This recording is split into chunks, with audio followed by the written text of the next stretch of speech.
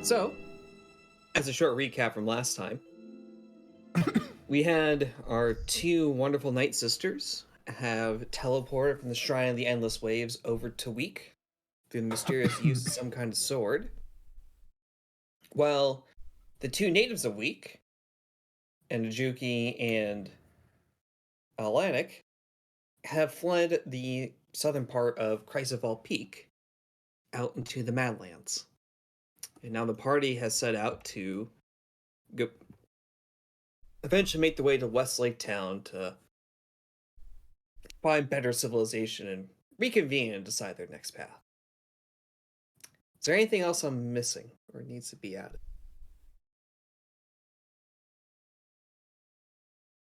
That I can think of.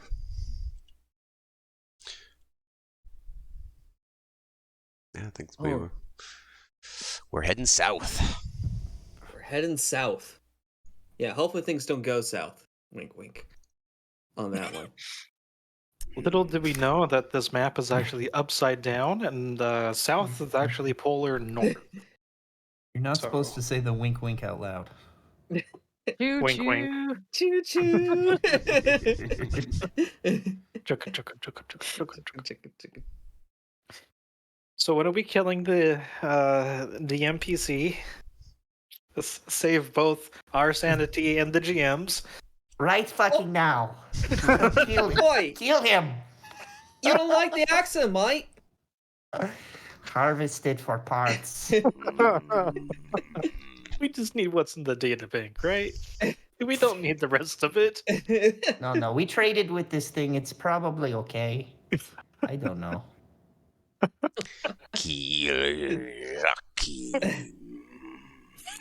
Sorry, I had to get that off my chest now before GM's acted upon. The GM Sandy is not affected by the accent, by the way. I love doing it. The rest of your Sandy, I understand. So yeah, it is now the desert. So yeah, you've just met. You're gonna probably head southwest or southeast rather to get to the eventual civilization.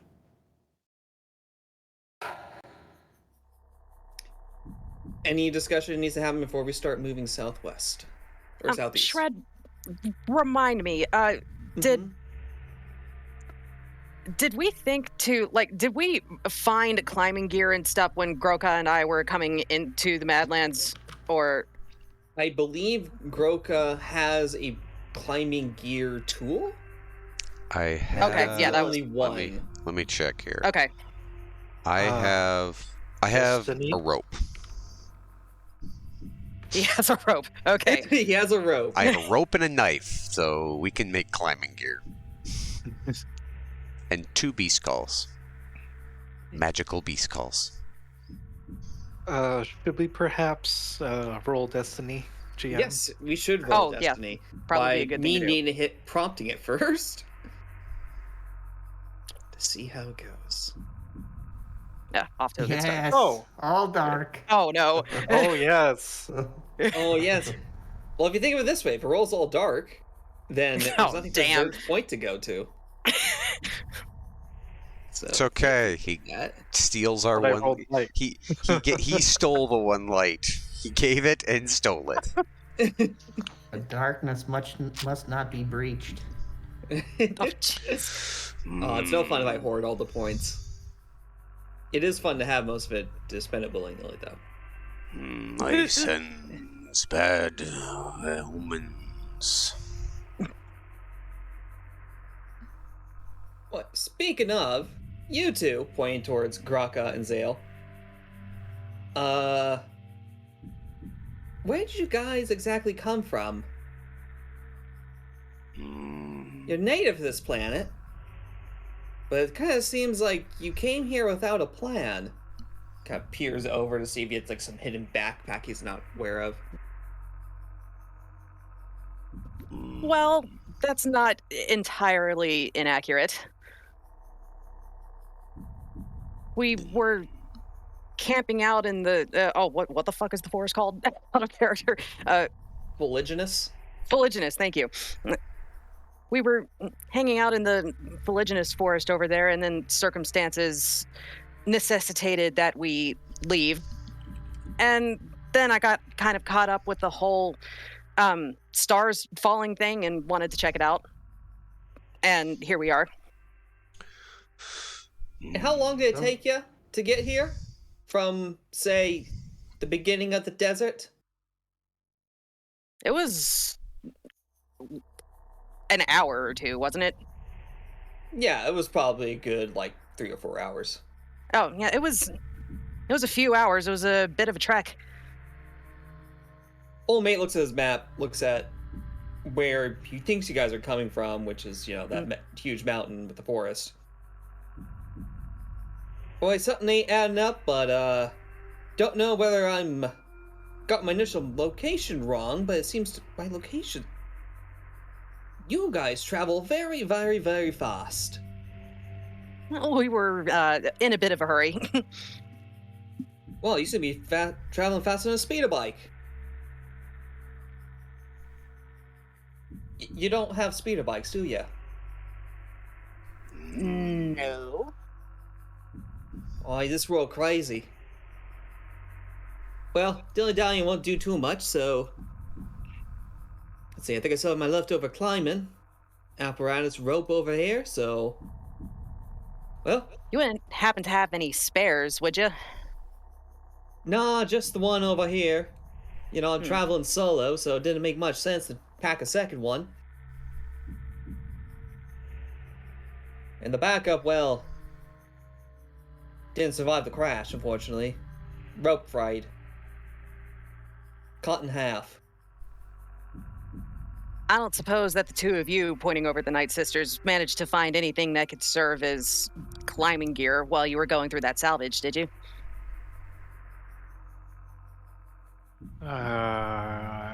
Kayla shares a glance over at Ileana as Kayla's player checks over the week rewards document. Pretty sure you did not find any, to my knowledge. Yeah, I'm pretty sure the answer is no. We did not. But Liz shakes her head, but does raise her hand, in which there is a what looks to be a comm link. I don't remember if I tried fiddling with it to see if it worked. As you're trying to fiddle with it, right, Kalis? Mm-hmm. It's flicking the side. Yeah, it starts making noise, and you see old mate, you know, turn around. Hey, that a combo link you got? Yes. Oh, that's a quite useful tool we should use. Yeah, let me help you with that. Careful, sister. It could be a trick. Oh, you don't know tricks up here, mate. This could mean the difference between life and death for all of us. Yeah, set it to this frequency. And he gives you a list of frequency. It's pretty fast as he's blurting it out, but you manage to put in the frequency in a timely manner. Oi! As he taps over to the base of his neck. You should let me be in communication with ya, just in case we get separated. I do suppose that is a good idea. Oh, this is a great idea.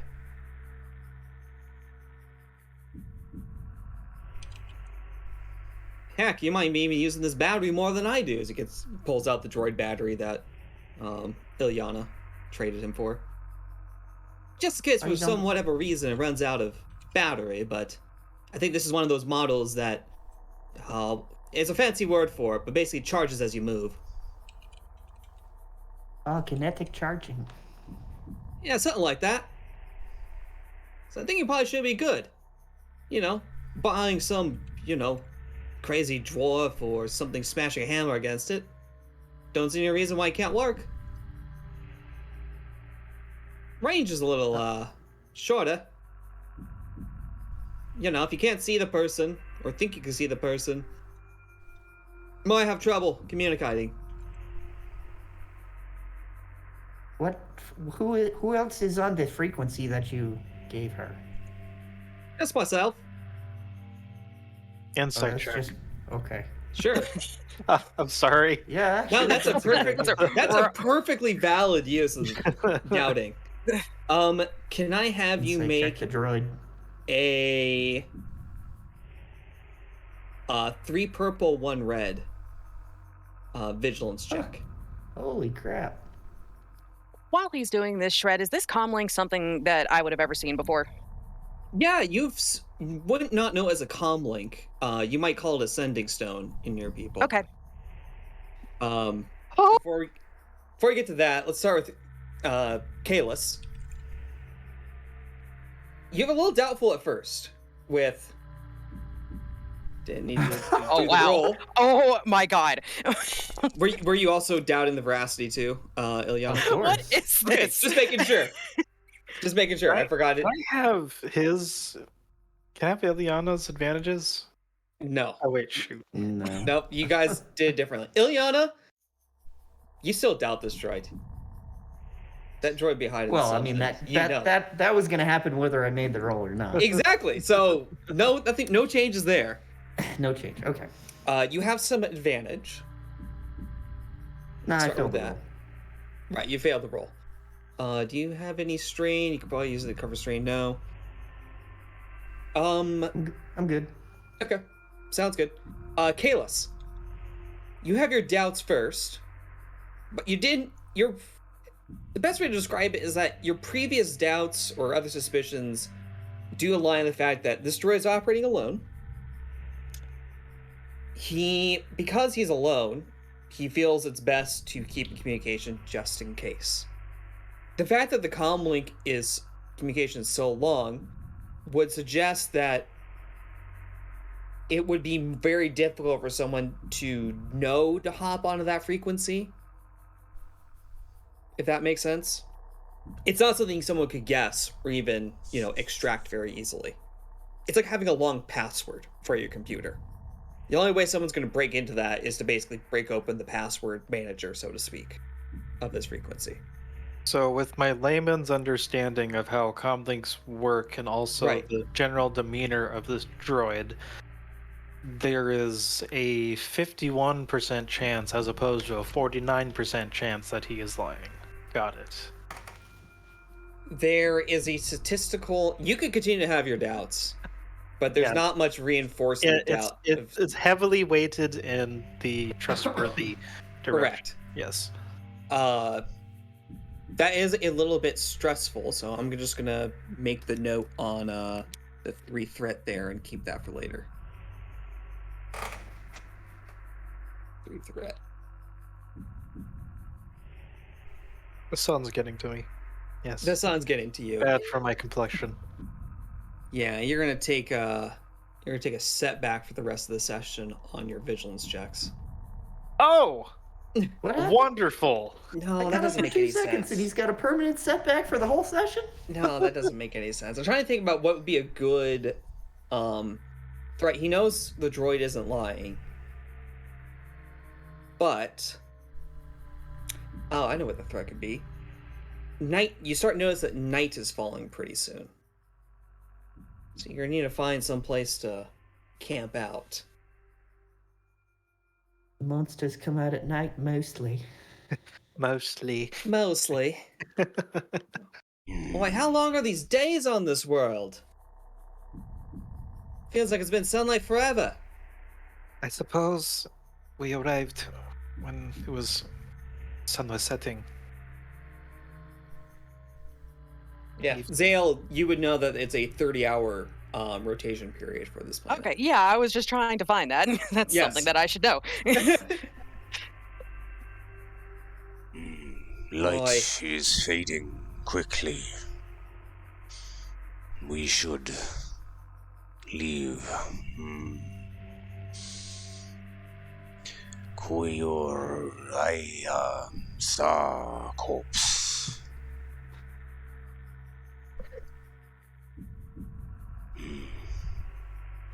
What's this about wreckage? You think we should sleep near it? No. It is cursed. We must head way of sky beasts south. I'm gonna tell you one thing. Your bodies can only go so long before they need rest. I mean, you're not manufactured in some terrifying factory like myself. If there's any consolation, I can keep watch. Or you can watch with me. We have 2 people on the lookout. Can you fight?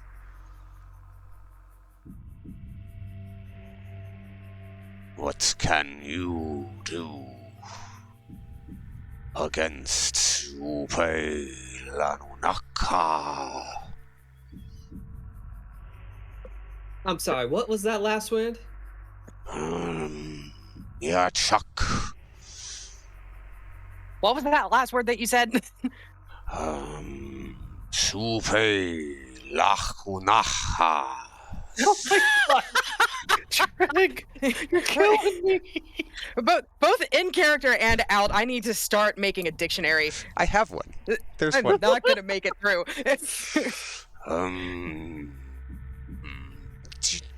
Demon lizard.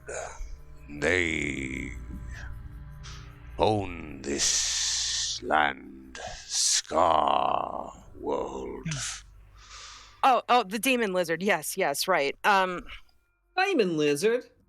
Ah.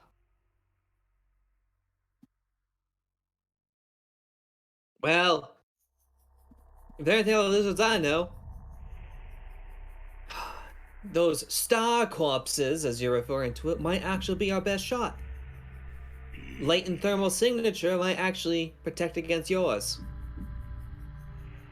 Camouflage, as you will. But instead of light, it's heat. Does this explanation make any sense to me? Yeah. Okay. It does. You have a rank in education that's a pretty adequate understanding that in school you learned about the electromagnetic spectrum, and you know there is light visible and then light that may be less invisible. Okay. All right, time's a wasting.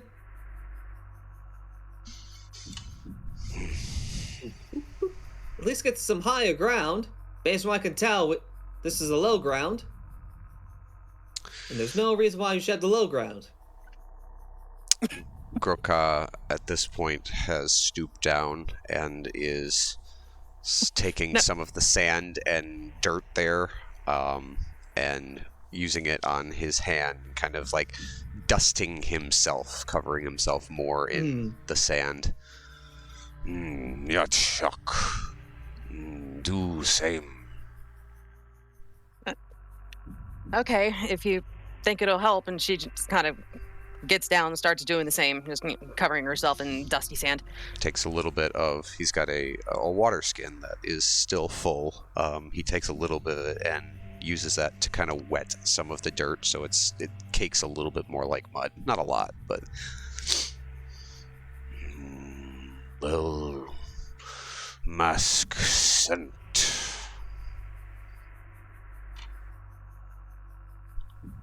I'll take your word for it. I know not what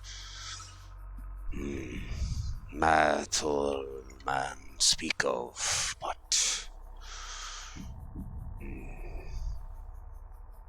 heat is not important to demon lizard, but scent.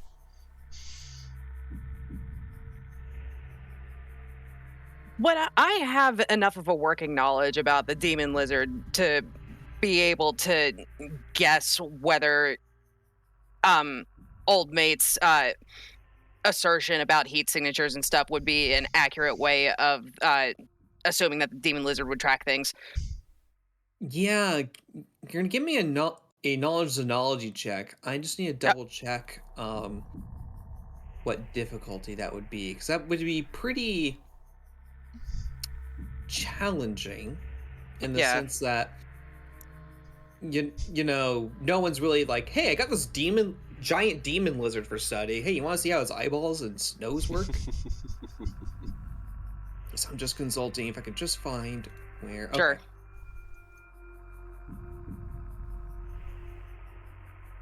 Ooh. Oh yeah, that's gonna be a very difficult check at 1 red, 4 purple. Oh, jeez. Okay. And I don't have high hopes, but I'll try. We're gonna add 1 black die onto this as well. Oh, for goodness sake. Well, I think you have research that should take it away. Just stick a fork in me, I'm done. Oh, well. So that setback goes away from researcher. The extra setback comes from, and it ends up blank anyways. Oh, well, just ignore. Oh, the setback was. Oh my god! What? What? Let's go! What? Here we go. It's all downhill from here first. Dagna is a quick study. She has learned much. Yes. So Graka's explanation is not entirely off basis.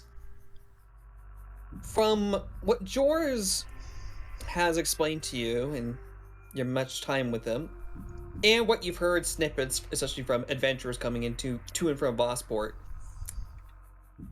there seem to be some beasts and people, it seems, who are strong in magic and essentially can track the magical scent, so to speak, of individuals. Oh no. You have a point of advantage. Mm-hmm. So, you know, this thing could magically track. Mm-hmm. And you have an advantage. You can learn something a little adjacent with that information. You know, potential countermeasures, for example, or... Sorry, the dog. Yeah.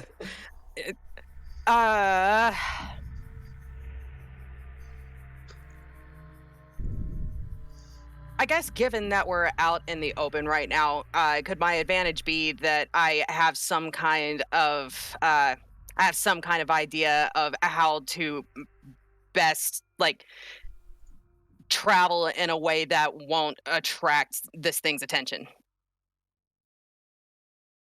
Yes. The best way to minimize the signature detection would be for the 4 living beings to travel as close as possible. Okay. You know, you might get unusually comfortable with Cactus Boy over here. Oh, good. And I'm sure the 2 Night Sisters love close company. Disgusted noise. But yes, that's what you would do. Okay. Oi, ears! You coming? Ears? What? Yeah. Yes, I'm coming. Let's go. And I think that if we want to make it out of this in one piece, we should probably stay close. Netchok is right. Exactly how do you mean? Close? Close as in not venture too far away from the group? Yes. Detect that there's some other nuance that you are meaning. The more we spread, the farther our presence is attracted and detectable.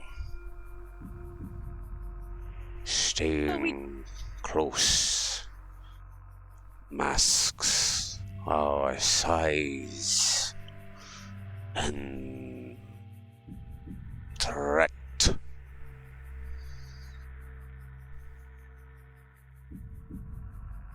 So we Spoke just like- need to get cozy. Yeah, gives us a good reason to become friendly. You know.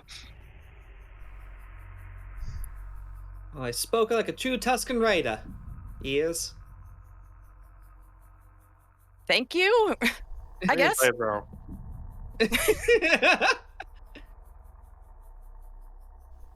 So yes, while you are continuing to walk and attempting to walk close to minimize the signature, so to speak, Old Mate is looking at how dark it is and sees it looks like a campfire not far away.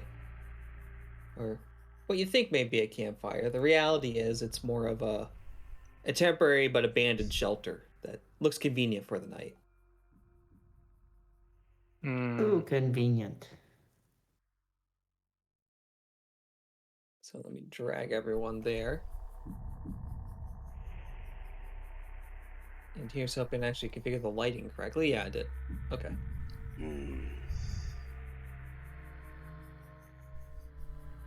Boy, mighty convenient for someone to have a campsite out here. Oh. Oh, yeah, that seems like the problem. Is you... Well, it's probably not for the faint of heart, but, looked like these people didn't want to be here any longer. One way or another. As there seems to be dead bodies, about 3 of them, in this area. Oh, fantastic. Seems like What a sort bad of- idea to camp here.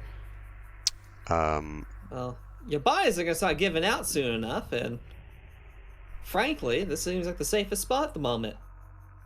What? GM, why are we gonna pass out? Like, is it too cold? You guys have been awake for like 24 hours, and your body's starting to get exhausted. You can push farther, but you're gonna need to start making resilience checks. This camp feels like rails. Big steel rails. I'm saying you can push farther if you want, by the way.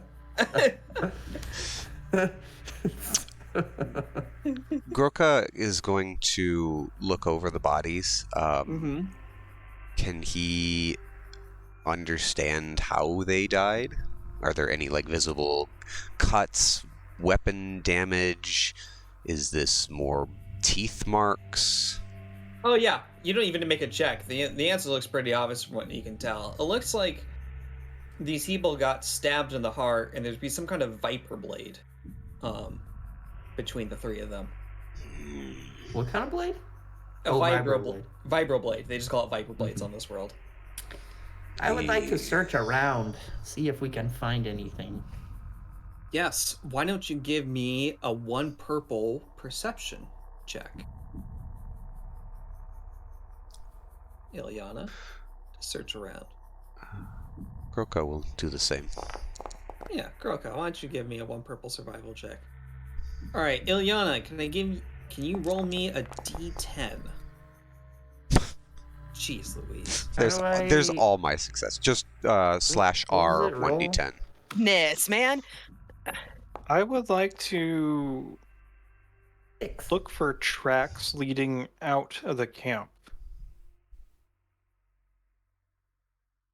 Yes, give me 1 moment. I just need to pop out a note for myself.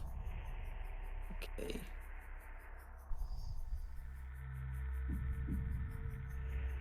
Yes,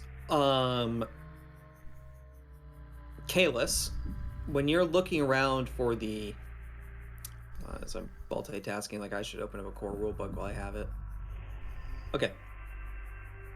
Yes, Kalis, with your expert tracker check, I'm not even making... Oh, okay. Yeah, I'm not even gonna make you make a check. I think you have enough expertise with this.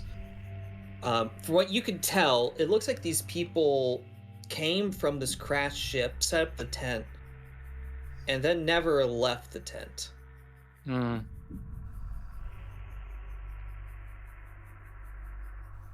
Let's see. Ilyana, you got a 6 on that, so... Oh, okay.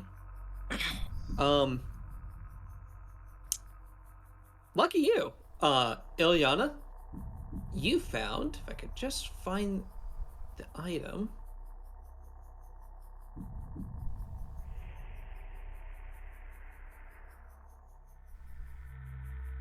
You found. How do I have to actually drag and drop it into like the chat, or There should be. so if I have it on gear, I guess I can always delete it later if I just. You literally found a tent, and I'm trying to figure out how to get it from the gear compendium to the I chat. found a Yo, tent. dog. We heard you like tents, so we put a tent in your tent so you can camp while you camp. Yeah.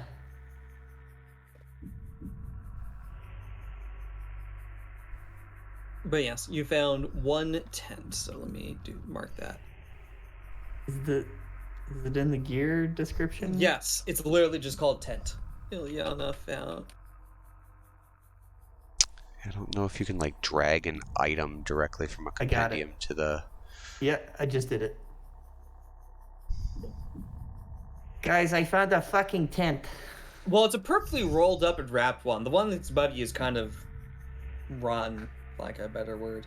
You probably couldn't roll it up and redeploy it. But this one, though, this one's fresh. This one looks pretty nice. That will come useful as we continue. We may not find shelters as easily. Okay. So, might I be able to tell how old these bodies are? Sure. Give me a knowledge. Let's see. Yeah, let's say they're human bodies. You could give me like a medicine check. Let's say 2 purple and 2 black medicine check. You can also make a Purple, knowledge. 2 black. Yeah, 2 purple, Okay. 2 black. It'll get you some pretty accurate. Even if you fail, you get some decently accurate information. I wouldn't be able to apply research to this, would I? I think it would be appropriate to apply research to it. Yeah. Okay. Yeah, That's I what will it is, remove a knowledge check. setback die then. Yeah. Yeah, Grok, I'll get you what you find in a minute. You found quite a few things. Yeah, these people probably died, like, based on the body heat and how things dried up look, like, 2 weeks ago. Okay. And it looks like no one's came since. Not even the bugs.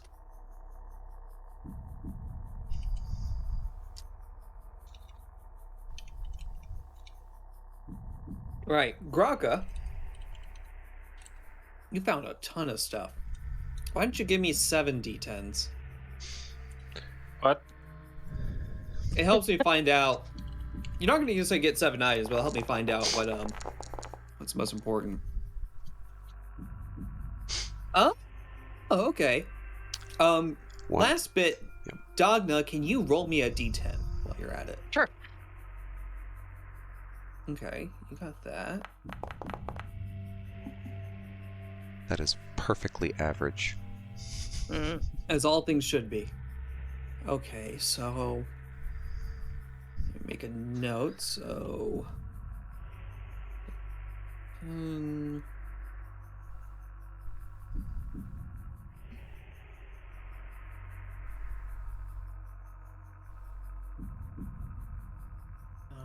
yeah, that looks good.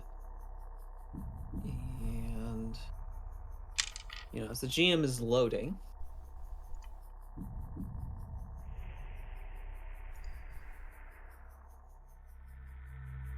And let me just double check what you got. Oh, okay.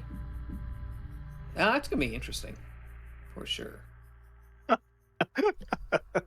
Okay. Definitely. Let's- Super interesting. Yep. Very No. interesting.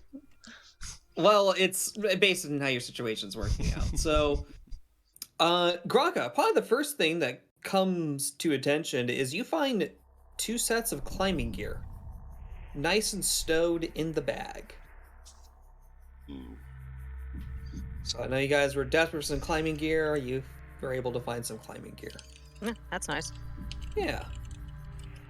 For number 7,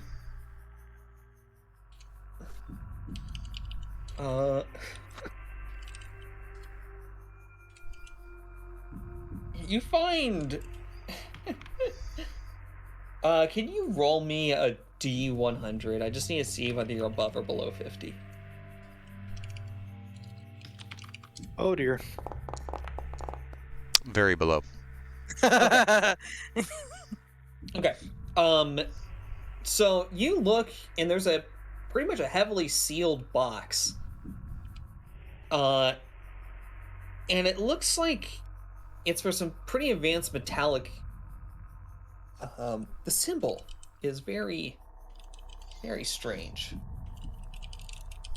Kind of looks like, hold on. So you see a first aid symbol on it, but you also see a symbol that looks like this.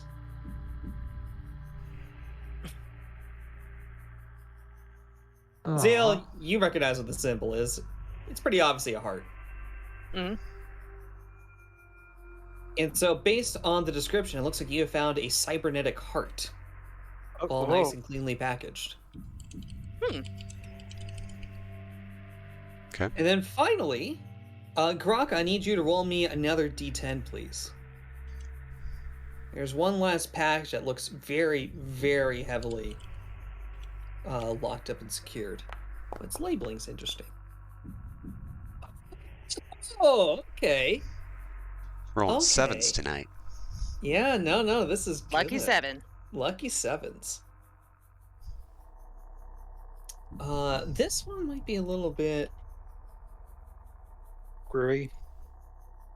Well, it's very interesting. I need to see if there's ever been a picture of this thing.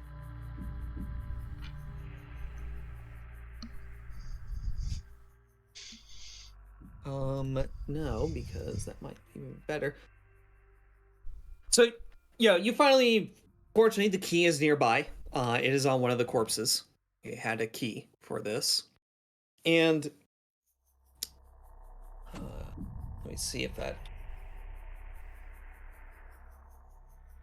Kraka would not have known this, but he would have gotten Dagna to come over and look at it, and she would have realized, oh, this is a lock. Yes, this is a lock. Okay. And you look into the lock, and it's a box in a box. And it's a box in another box. Whatever's in here, there's like 4 or 5 different levels of like, what's like the Russian nesting doll kind of situation. Mm-hmm. And then finally, you get to this kind of cube-looking thing. It just looks like a cube.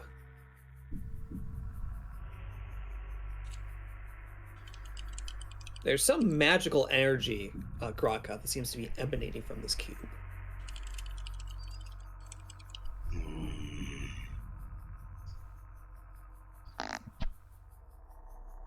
This feels strange to me, Yatak. What do you mean? Strange how?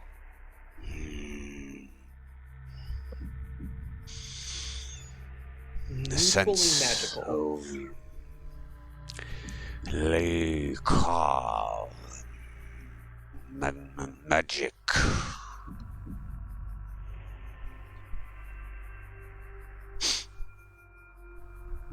Would I feel anything if I were to touch it?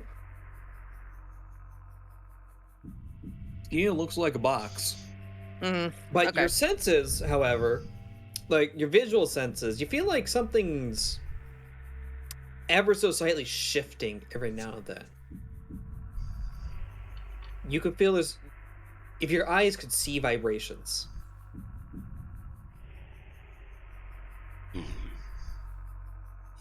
It's definitely not fully inert. I'm trying to think of what would be a good analogy. It's like a clock. Yeah, it's an inanimate object mostly, but still ticking. Not physically ticking, but there's very subtle movement going around with it. It does glow. Probably should have given that giveaway first. On the edges on the edges of the cube. It kind of glows a very faint blue.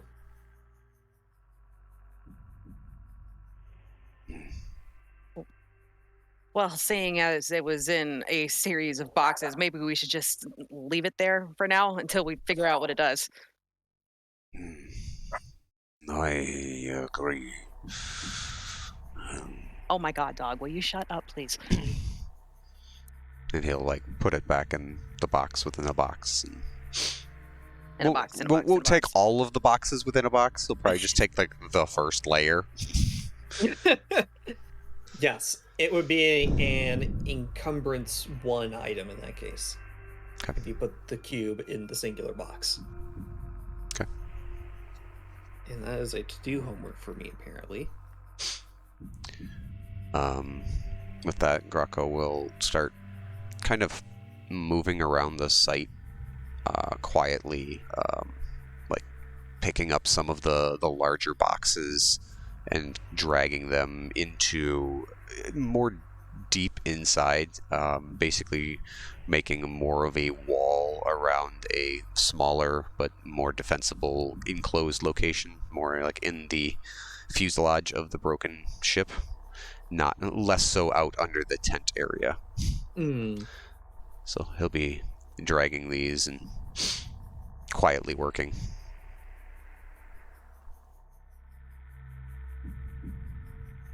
Sounds good. Old mate is just mostly patrolling the perimeter, just making it look out, see if there's anything living nearby. He's not going to find anything, but he's going to darn try. Just to make sure. So what I found, but with just the fact that I had tracker, Mm-hmm. Do I you found want to that make Do you want to make an easy perception check to find more stuff? yes, I would, Please do. because there is Christmas. always the chance of something fucky happening. Exactly. I'd like to open another present for Christmas. So While you're at it, Kalis, one thing you do recognize is that the symbology associated with this craft starship matches the symbology of the data pad you have, oh, wonderful. which in turn indicates this must have been a Zon Consortium's ship. So Most how? likely. What was the One purple one perception. purple? There's also a vibro knife on the floor if anyone wants to pick up the vibro knife. Oh. Oh. Okay. It's just a plain vibro knife, no custom attachments, but it is a vibro knife. Does it work? Yeah, you press the button, it will vibrate. So what does 4 successes and a threat get me? Roll me a 4d10 and see what happens. Oh, that reminds me. Graka, your threat is that you're gonna take a setback on figuring out what that box is. Okay.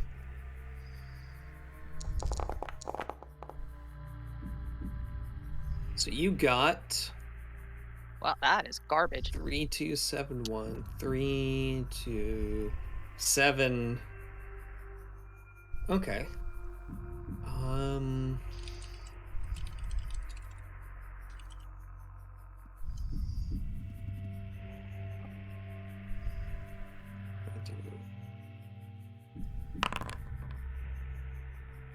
Okay. That's also going to be interesting. It's good to know. Let's see. Let me crack open the data set and see. Much like your companion Graka, you also see something that's heavily sealed. Looks like it's in some kind of temperature-controlled box. And I need to see what on earth would seem appropriate.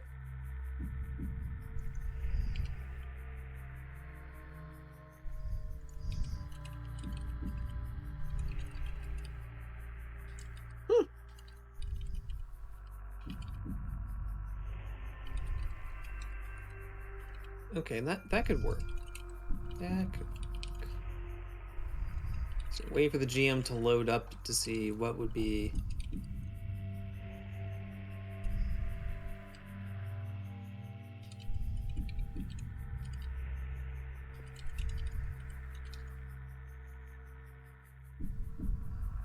Oh my.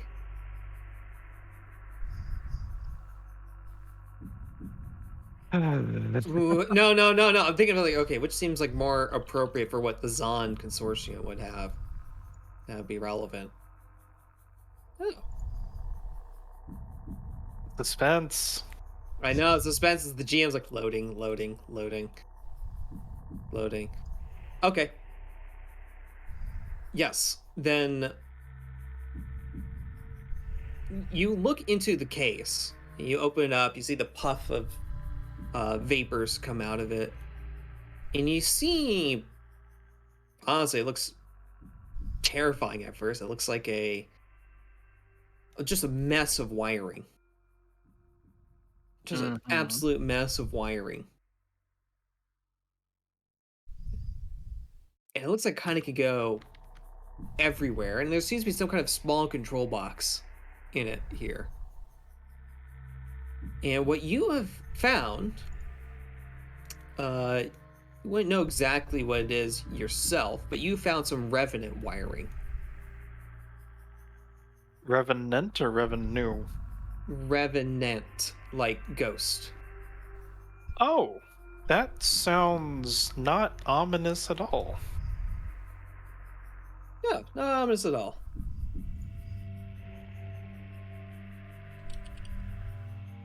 So yeah, so obviously with the cybernetics, you'll need someone to install it on you if you wish to use it. But, you know, maybe someone else could find a use for it. Sell it for a tidy profit. But yes, the mess of wiring seems to be, well, you know, some look like the length of your arm. Some look like they can go down between, you know, your torso and the middle of your back. Sorry, your feet to the middle of the back. It's a huge mess of wiring. Treat the object as, in the compact container it's in, treat it as a 3 encumbrance item. 3 encumbrance item. If you wish to keep it. You could just leave it here also if you want. I am intrigued by this heretical piece of equipment. I will definitely take it. Sounds good. Yeah, and Graka gives the climbing gear, one to Dagna and one to Kalis.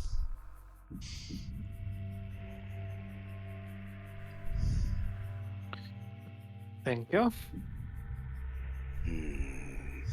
You will need this.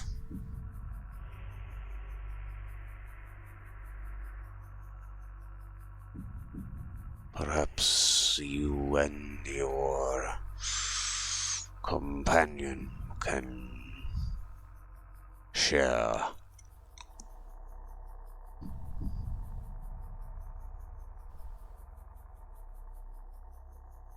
The tent that you found, Ilyan, I think you're the one who found the tent, right? It also comes with 4 sleeping mats with it. It is pretty dark. How big is this tent? Compacted? No. Is that like how many people fit in the tent? If you squeeze, you probably could fit 4 people in it. Yo. Pretty big One of tent them I is found. spiky.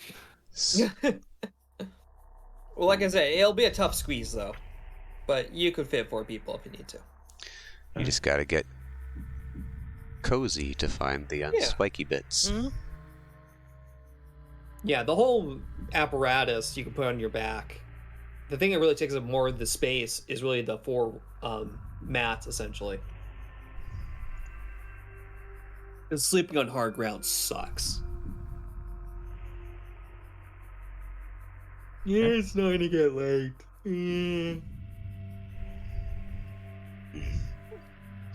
Boy, seems like the safest place for rest for the night. Unless you really want to risk pushing it. It will have to do. I have made more defensible shelter here.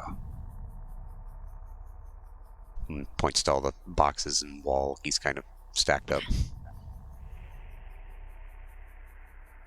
Huh.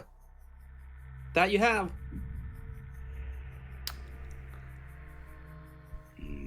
We should still take shift. World sky known for raiders, not Undante. Yes, I can take the first shift. Watching. Oh, I will find sounds a good good. perch. Climbs. Kraka will motion to Dagna and will kind of get into the tighter quarters that he's made. It's not going to be comfortable, but it's more defensible. Yeah. Wait, what the shift rotations be here for y'all? Also, Ilyana wants to go first so she can go to bed undisturbed. Who's gonna be next? I will take second shift. I am able to watch without much effort. Then who third?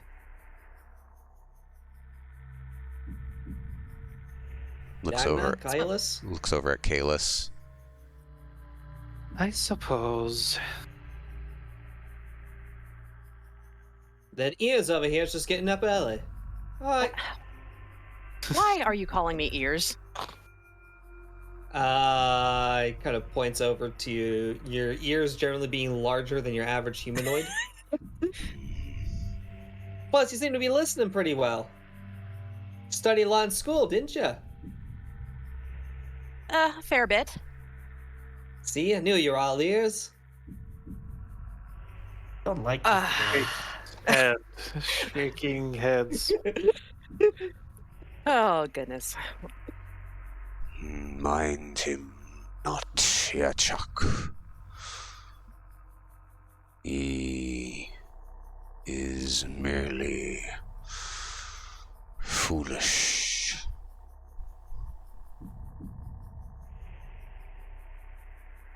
Gronka, you can also make an argument that he's dead, since droids generally do not show up with the Force. They're kind of like a non-signature.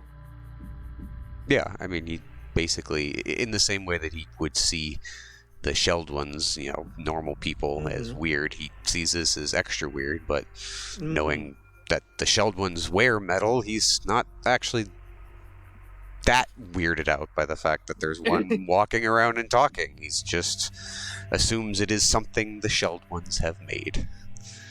Which is true. Graka is going to sit down, and he will you see him pull out a little bit of some plants and whatnot, and he's going to light up. What? I don't have smoke weed every day here. I'm sorry, I don't have Snoop Dogg. I'm using track. That's curious. All right, so I think it's good. We can start switching over to the different watches. So Let's see what I get from it. Nothing, but it's okay. nothing. Sounds good. He is calmed but not rejuvenated. Duly noted. All right. So as we get to the first night shift portion, Ilyana, what are you doing? Well, Watching? you're just perched up and watching. Mm-hmm. Just taking a scan out of everything out here. Are you looking out for anything in particular? Are you looking for like movement out there? Are you looking for what could be better salvage to pick? Are you looking for what the fastest way out of here is? Are you scanning for anything in particular? I'm watching for raiders. All right, give me a 1 purple, 2 black perception or vigilance check of your choosing. Thank you for letting me use vigilance. Yes, I think either could be One appropriate. purple, 2 black, you said, right? Yes. And, I think wait a minute. I gave the goggles to Ayla. I mean, if it's okay with the GM, I could Yeah. say I handed them off. Certainly. I think it's reasonable. So you could That'd ignore be those neat. setback then, because those are from darkness. So it's just a Okay. 1 purple.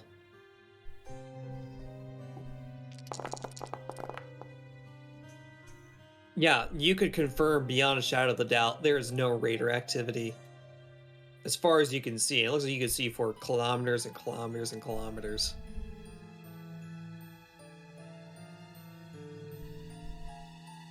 The droid's just making a kind of a standard quiet patrol. Droid, stop fucking moving around down there. Ah, yeah. Fine. I'll keep hitting Just sentry power down for a while. No, I don't sleep, mate. I didn't say sleep, I said power down. It's slight difference to my.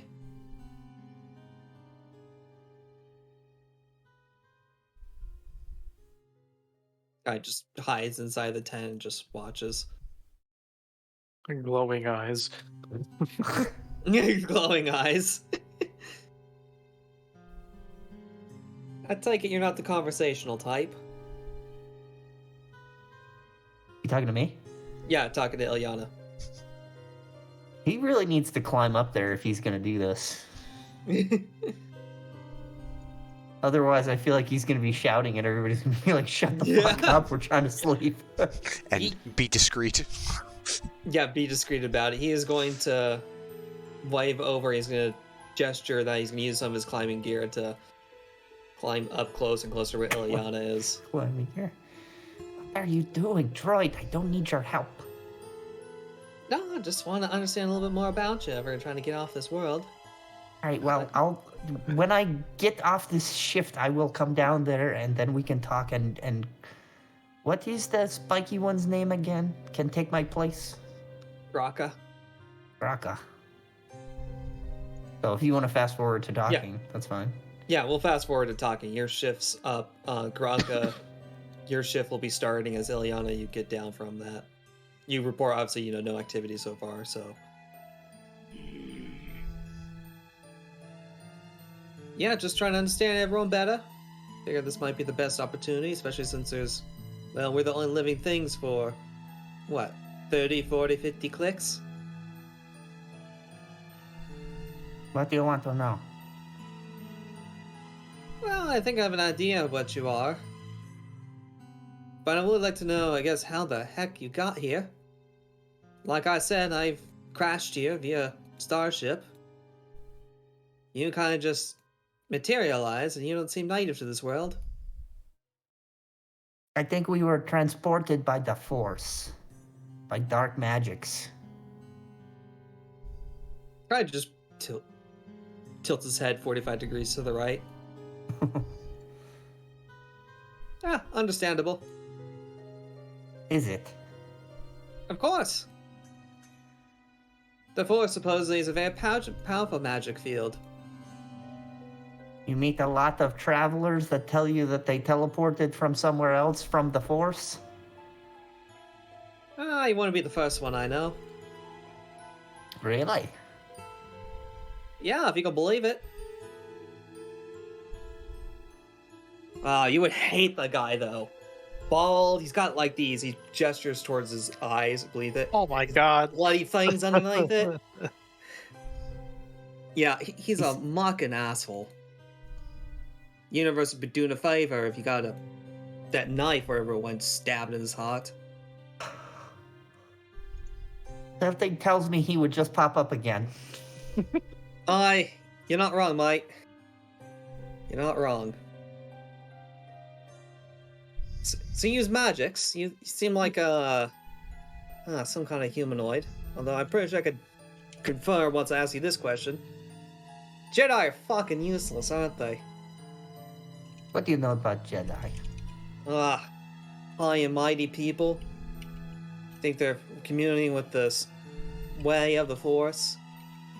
And then somehow they got themselves aligned with the Republic, got caught up waging in a war that, essentially leading a child slave army, and then the child slave shot him in the back. And now this son of a dark enforcer seems to think that he can make the galaxy better when he and his cronies, align themselves with this magical natural energy. But, they're too far and too spread out to do any good. You worry too much about things that are too big for you to worry about. You're right, Mike. Should never brought it up. Well, we need to get out of this desert before we can start worrying about galactic politics, wouldn't you say? Aye, that's fire. Heck, we might be stuck on this planet the rest of our lives. Well, that's quite a pessimistic view. Yeah, well, my hyperdrive was totally fried when crashing. And frankly, looking at the damage on the rest of these ships, well, looks like all their hyperdrives are fried. And I can't tell if this planet even has the industrial capacity to fix them. How long have you been here? I feel like I've already asked you this, but I can't remember. Why? About a day. Seems the same as you, but your story is true. How do you know about the industrial capacity of the planet if you've only been here for one day? Well, I took an orbital scan, it didn't see much in terms of factories and whatnot. Well, you're You right. did an orbital scan? Yeah, it was just crashing. If I'm gonna While crash you on were this world- crashing? Okay. It wasn't very Interesting. long. Do you have any of those data scans with you from your ship? Yeah, as he pops up his left forearm, deploys a holographic image. It's very similar to what he did with the scroll on the map. Yeah, I got it all around here in the repository. Yeah. Yeah. Oh, interesting. Yeah, So I'll like a map like this, yes. Oh, this is very useful. Yeah, if there's anything that might have the capacity, it looks like it's probably coming out through here. In this, volcanic wasteland. Sure, there's that thermal activity. But even on ancient worlds, thermal activity is very useful for power generation. And I could have sworn I saw, some electrical power grids. Quickly scan through here. Same with this tower. Whatever this tower is, also seems to be emanating similar electrical energies from the brief scan. Yeah. But you did not detect any spaceports or No orbital, spaceports. orbital structures? No orbital structures here. Hmm. Unfortunately. There seems to be some kind of population or settlement across from this sea, but the way I was crashing, it didn't have a good angle on it. I just knew there was something involving life over there.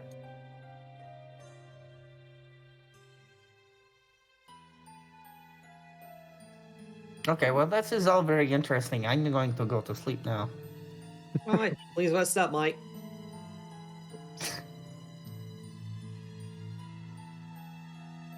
Graka, what are you doing for all this? For his watch, he took his spot up on the top of the wreckage, and he has been sitting there near motionless. Very, very shallow breathing. If somebody glanced at him, they might think he's dead. He's not moving much. And just keeping, it's almost the sense of he is, it is almost a passive just sensing around him, the area around him. So. Yeah, give me a 1 purple, 2 black vigilance perception check.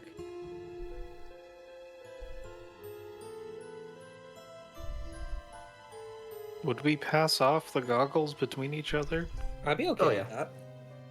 But will Graka want to use the goggles? That's $1 million question. I think if you handed it to him, he'd look at them and I think he would figure out that they worked well, so he might. Yeah, put your them vision on. turns red, but you seem to be looking at, obviously Ilyana and then Dagna, Kalis, and even All Might. They stand out in contrast compared to the rest of the objects. Yep, he would use them. Yeah. Give me the one purple vigilance or.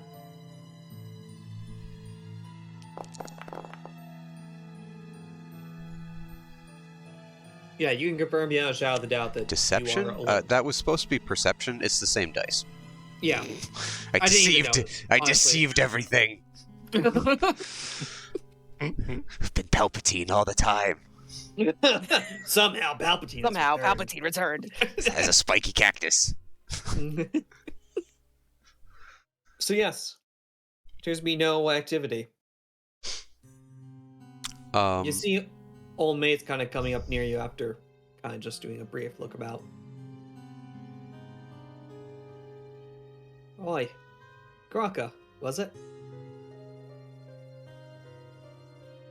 He doesn't respond.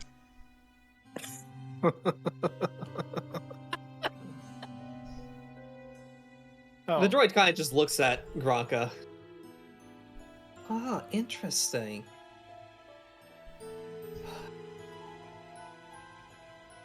You might take a blood sample on you? What? Does he pull anything out? Is he like... Didn't Yes. Arn try this? I have a feeling. Do you think he'll succeed? Probably not, but he's gonna try anyways. He pulls out, looks like a very kind of like you have little cactus pricks coming out of you. Hmm.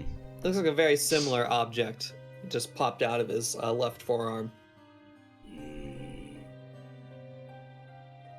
Maybe at the end of your shift, then, Mike.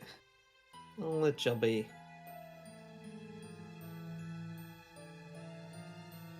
Is there anything else Graka does before the end of the shift?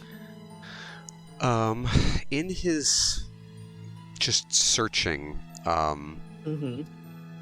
basically at the very end of his shift before he gets Kalis, you'll see him climb down and assumes kind of that very same pose that he was up top, very still, but both hands he pushes into the sand. And I would like to make an alter force check. Are you doing what I think you're doing and making that combined survival check? I am making the control, yes. Yes. Then give me that 2 purple survival check. Mm-hmm. Force power. Actually, I'll just roll it as the survival check. And I'll add a force dice. Roll. Oh, dark side check. Very Oh my- interesting. Here it Scaling, also begins. very interesting. Here it begins. Yeah, there it goes. Here it comes, guys. Yeah, from what you can tell, there's not a very obvious source of food and water. I'll let you use the advantage to choose whether, if you want to, spend the 3 advantage and then the dark side pip. You can choose to confirm whether there is food or water in the direction of your travel, but not both. He's kind of like shakes his head and stands up and mutters quietly to himself that he's probably too tired and he'll have to try again another time. Aw. Sounds good. He's not going to choose to use a dark side pip then. Nope. He's just gonna go in and very quietly just comes up and stands over Kalis and reaches down and touches her. Your watch is up. Like Raka, come over here for a second, mate. No, I must sleep. Interesting one, Mike. Keep your spines to yourself, Metal One. An eyebrow was raised as Kalis is waking up. Sounds good. Kalos, what do you do in your watch?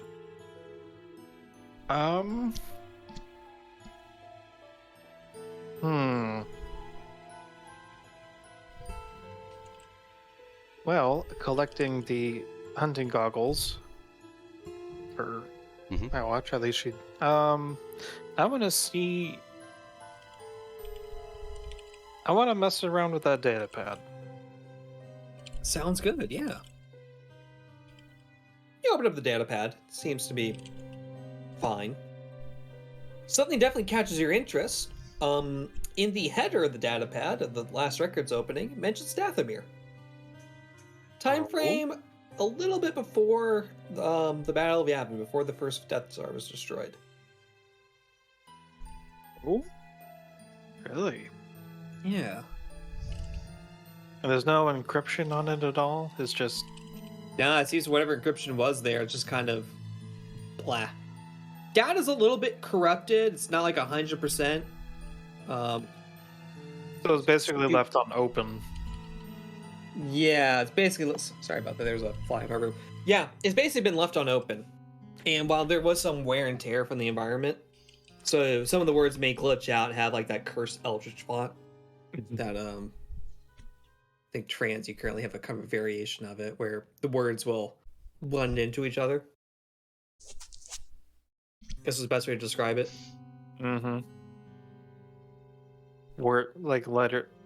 Words turn into bits of... Yeah. Words will basically write over each other. It's illegible. Yeah, some words are illegible, but most of them, it seems pretty boring. It looks like it's some kind of transport run going down to the surface of Dathomir. And it's, there's boring protocol like, hey, make sure you put your ship here, make sure you get your people over here, make sure you have this many people, watch out for the Night Sisters on this planet. They're kind of crazy and they'll, kill you, and, if you're lucky, you'll just die. If you're unlucky, you'll turn into a slave. You don't want to be a witch's slave. Then there's some convenient data, I guess, degradation, right? There's a whole paragraph that's just shredded blacked out, essentially, if it were paper. Unlike the rest of the data that was, degraded from wear and tear, this one looks intentionally hidden. And then at the very end, there seems to be... let me just make sure I get the right number here. There is a mention of, this will help as you see something scratched out for... And this is the one thing that... It's something about this project. Project I-71A. And then there's a very handsome credit reward going with it. And that's the end of the message there.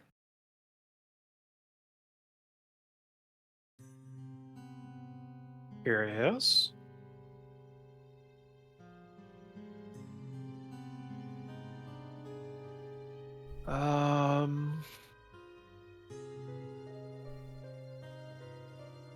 So is there anything else? Well,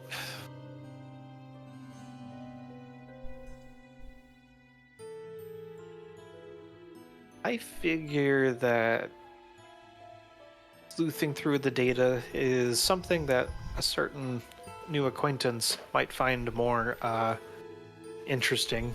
So I'm gonna focus on my watch. After Sounds good. Skimming it. So yeah, give me that one purple perception or vigilance check.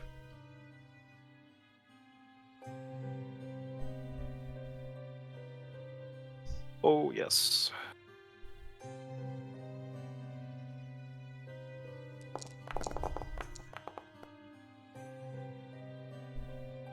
Oh, wonderful. So while you're doing that, you're distracted by the fact that, yeah, the person who's supposed to be watching, old mate, he's kind of doing this quick little patrol, but he seems to be spending just as much time looking at that jar of dirt that Ilyana gave him.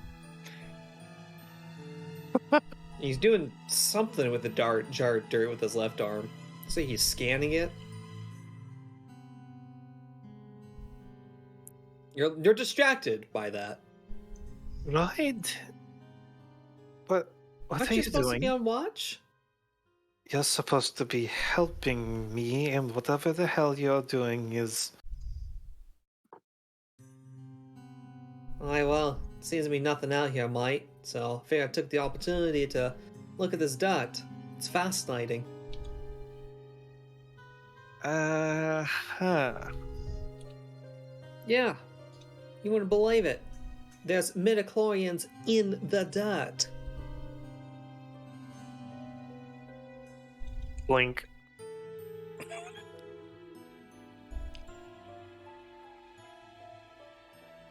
Yeah, it's something about, like, young magical people. I guess it's kind of a proxy for it. So even this dot is magical. I mean, there's also radiation in the dirt, too. A couple hundred years ago.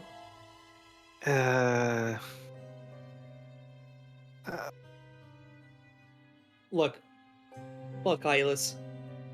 There's no raiders out here.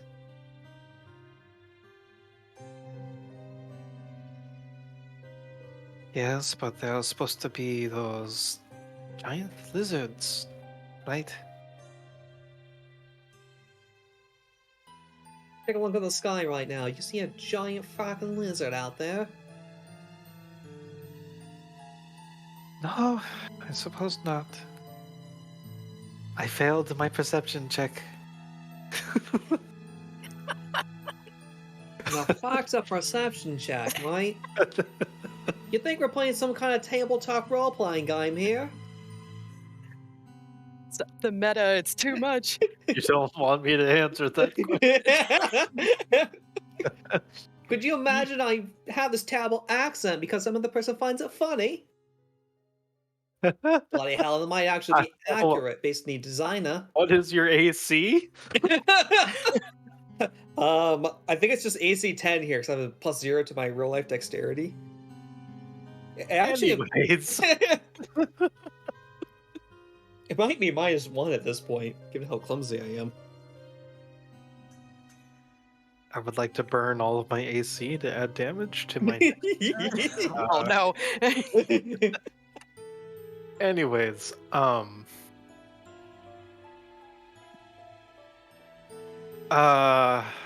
well, I am unsure of what to do next as far as watch. I mean, your watch can just come to an end too. I don't know if you'd want to do anything else before going back to bed.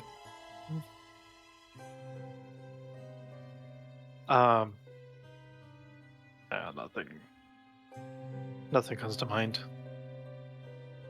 Sounds good. Then I guess we have Dogna up next.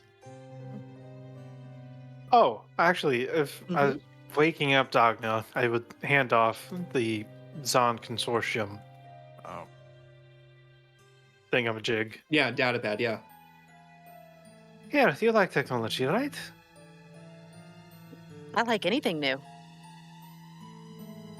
There is some interesting things on this. You want to go through it, perhaps? Oh, if there's- very much. All right then. Have fun. I am going to sleep. Oh, by the way, here's these. Ooh, neat. Thank you. She just kind of scampers off, like, She's asleep. yeah, she'll try to climb, likely pretty awkwardly and clumsily, up to try to get a little bit of a vantage point. Sounds good. Give me that one purple vigilance or perception check of your choice. One purple.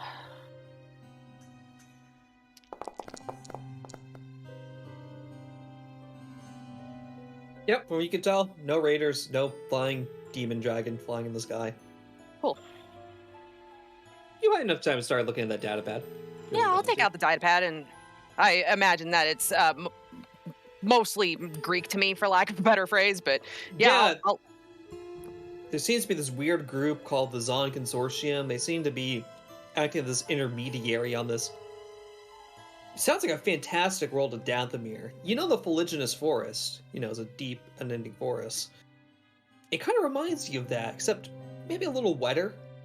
There's not really that much wet climate here on the continent of Lutria. Maybe over on Isubane, the other continent across from the Rhine Sea, there's a little bit more wetter climate. But here, the concept of like a swamp, fantastic beast. There's this massive beast that seems fascinating to you. It's called a Rancor. It's bigger than any animal maybe except for the sky dragons. But the thing is, it's massive. It's the size of a small house. It's got 2 claws and giant round mouth.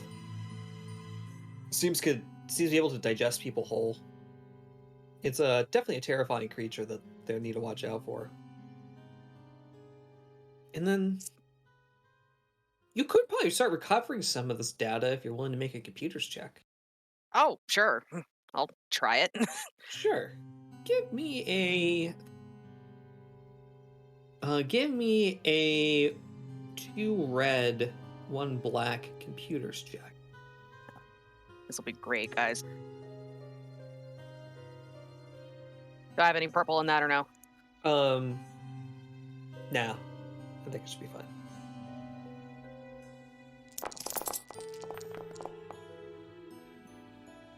Oh my god. Oh, interesting. I didn't expect to succeed that. Neither did I. I didn't expect the despair either. So yeah. So you definitely were able to recover some of the data, and the story seems to be even more fascinating. It looks like the Zon Consortium is working for this evil group called the Galactic Empire. They want to get some sort of sample deep within the forest of Dathomir. You have 2 advantages.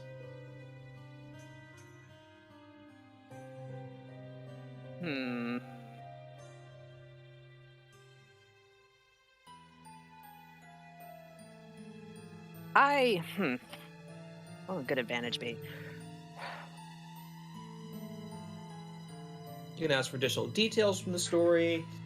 Maybe there's different metadata. Maybe you want to learn more about this project I-71A is. I'm sure that might pique interest. Because that's definitely a bolded word in the sentence. Sure. Yeah, I'll probe a little bit more into that. So, I-17A seems to be some kind of research initiative by the Galactic Empire.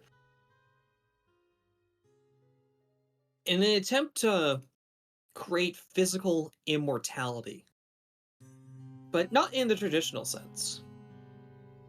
Well, they're attempting to try to find a way in the traditional sense, but so far the testing seems to make zombies of sorts. Not too dissimilar from the occasional zombie outbreak you hear.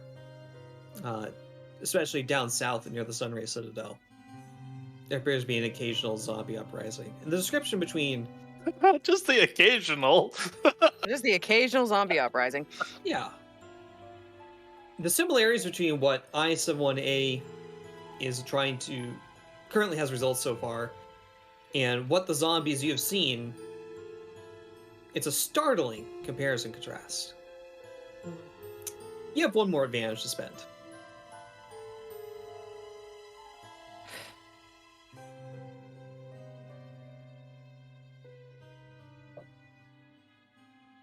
I think that,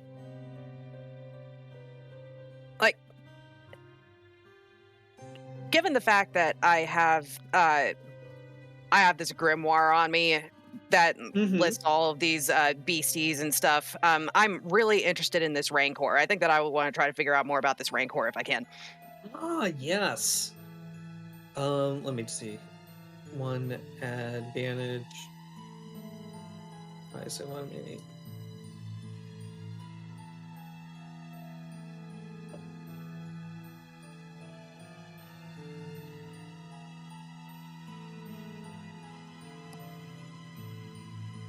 All right. Let's see what would be more interesting about Rancors.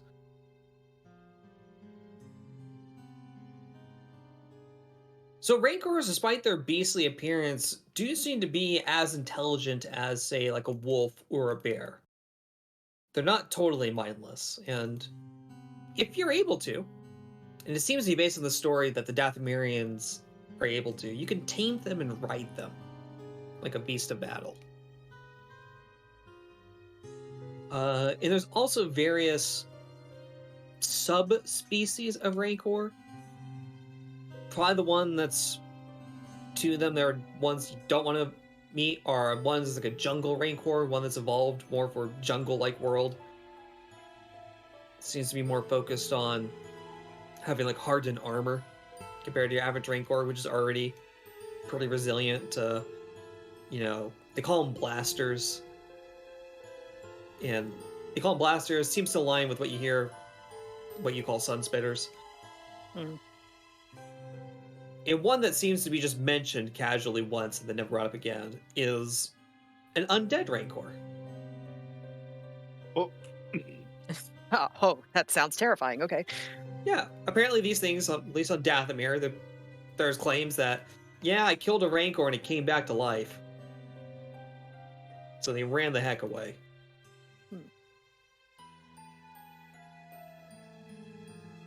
So I think that after reading more about the Rancors, I would pull out the grimoire and just flip through it a little bit and see if I can find any mention in the book of anything even remotely similar to what I've just read. Yeah, it takes you a minute, but you're able to actually find something that matches the description. And let me see if I can get you a nice picture. I guess what kind of picture do you want here? Here, I got a good sized one. You'll have to squint a little bit. I put it in the Weik chat. Or I guess if I put an image in here, would it actually load up? There's only one way to find out. We'll see if it loads up in Foundry. If not, I have it in Weik. But yeah, you see something that... it kind of looks like a squat kid, in a way. But the thing is massive. You compare especially to the artistic skull that's done. And assuming that the skull is of the correct height, some of these things are like artistic licensing. This thing is probably like at least 4 humans tall.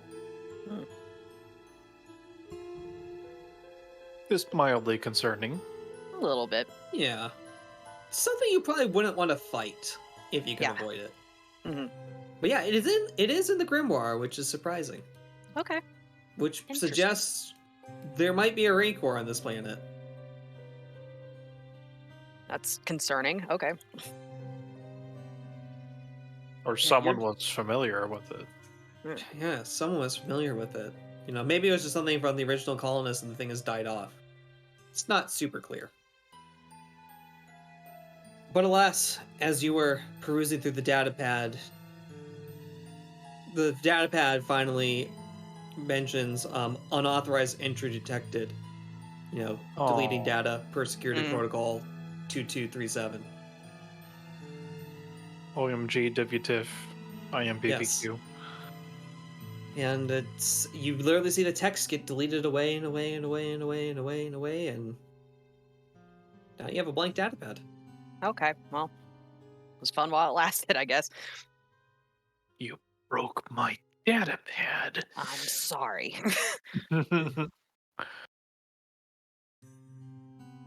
So, what's old mate doing at this point? He is looking at the dirt very fascinatedly. You could imagine this guy might be an idiot at this point. He is so fascinated by this dirt. You were just now figuring this out, GM? Sorry, But yes, he is very fascinated by this dirt, and then he's looking at his map again, closing it. He's running like another test on the dirt. Psst, hey, Mr. Droid Man, come here. Yeah? You knew what I was. How did you know what I was? Atlantic? Yeah. Oh, I've got a good catalog of lots of species around the galaxy. Plenty of them. Colonize many worlds. Yours is surprisingly recognizable. Especially since most of your kind of stay on their homeworld. Very few travel off, except for those who seek adventure. I mean, there are still other Lanix in the stars? Of course! Some of them good. Actually, most of them good. Your people are kind and noble. And certainly fighters. Oh, there's many That's stories comforting. about them. Yeah, many stories about them. The one that fascinates me the most is your friend Graka. I'd love to do a blood sample on him because I don't seem to recognize him from any species I've seen. And I've seen plenty. I don't think that you'll have very much luck with that. Well, it's worth a shot. Well, good luck. That's all I can say. Oh, maybe I'll find another one a little bit more compliant. Well, maybe if we ever find our way back in that forest at some point, we might run into some. I don't know, but Graka.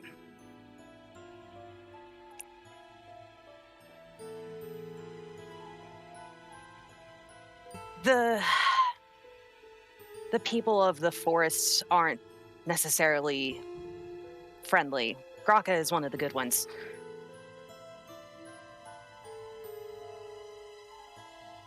Oh, I heard the Ondanti are not friendly from him, but I guess his people not friendly to outsiders too?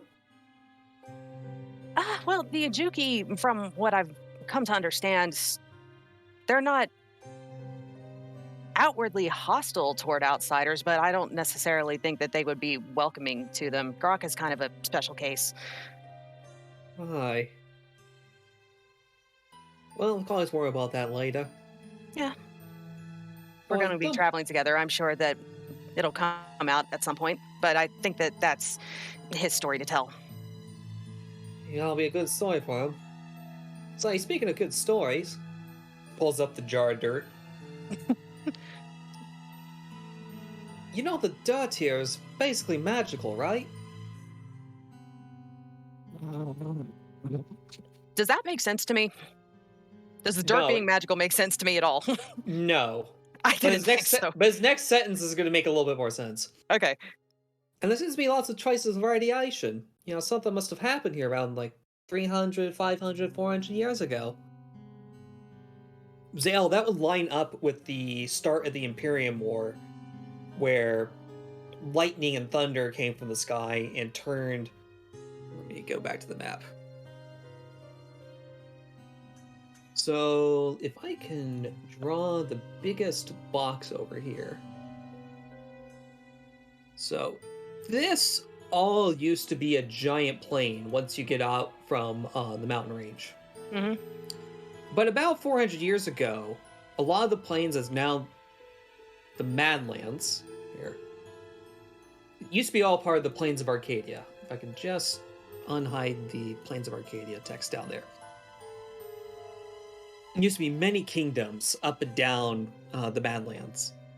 And then thunder and lightning fell from the sky that signaled the start of the Imperium War, where the Star Army came and almost conquered the lands, until 4 brave heroes stood up to them.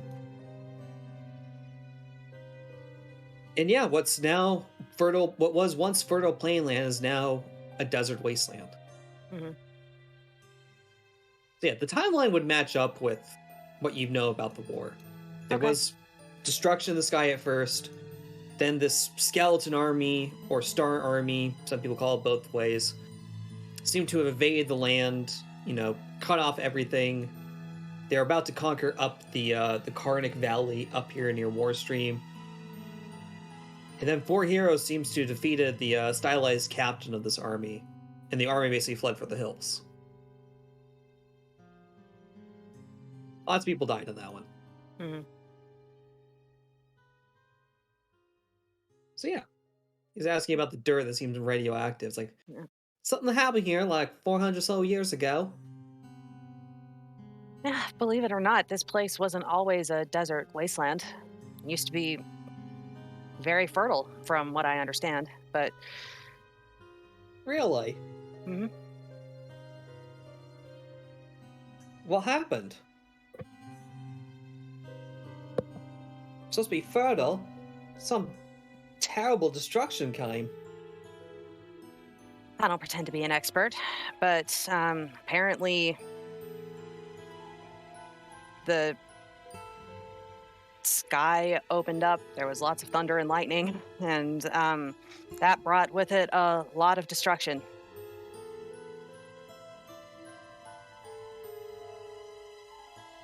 One more note. Sure. Because it's gonna come up in like 2 seconds. Mhm. This start of that thunder and lightning was heralded by a comet flying through the sky. Ah, okay. And generally, comets are bad omens in that Mhm. sort of case. So yeah, there was a comet that came, then thunder and lightning rained, and then there was a big war, and then 4 heroes pitched together and saved Gotcha. the world. Mhm. You might want to mention the comet because there's another comet in the sky right now. Oh, okay, great. Well then, I will use my meta knowledge to add that yeah, apparently it was preceded by some kind of comet, and then the thunder and lightning came, and then war broke out, basically, and you were standing in the remnants, as it were. Oh, that's superstitious. Although it's mighty convenient as he points up to the sky. Oh, look at another comet.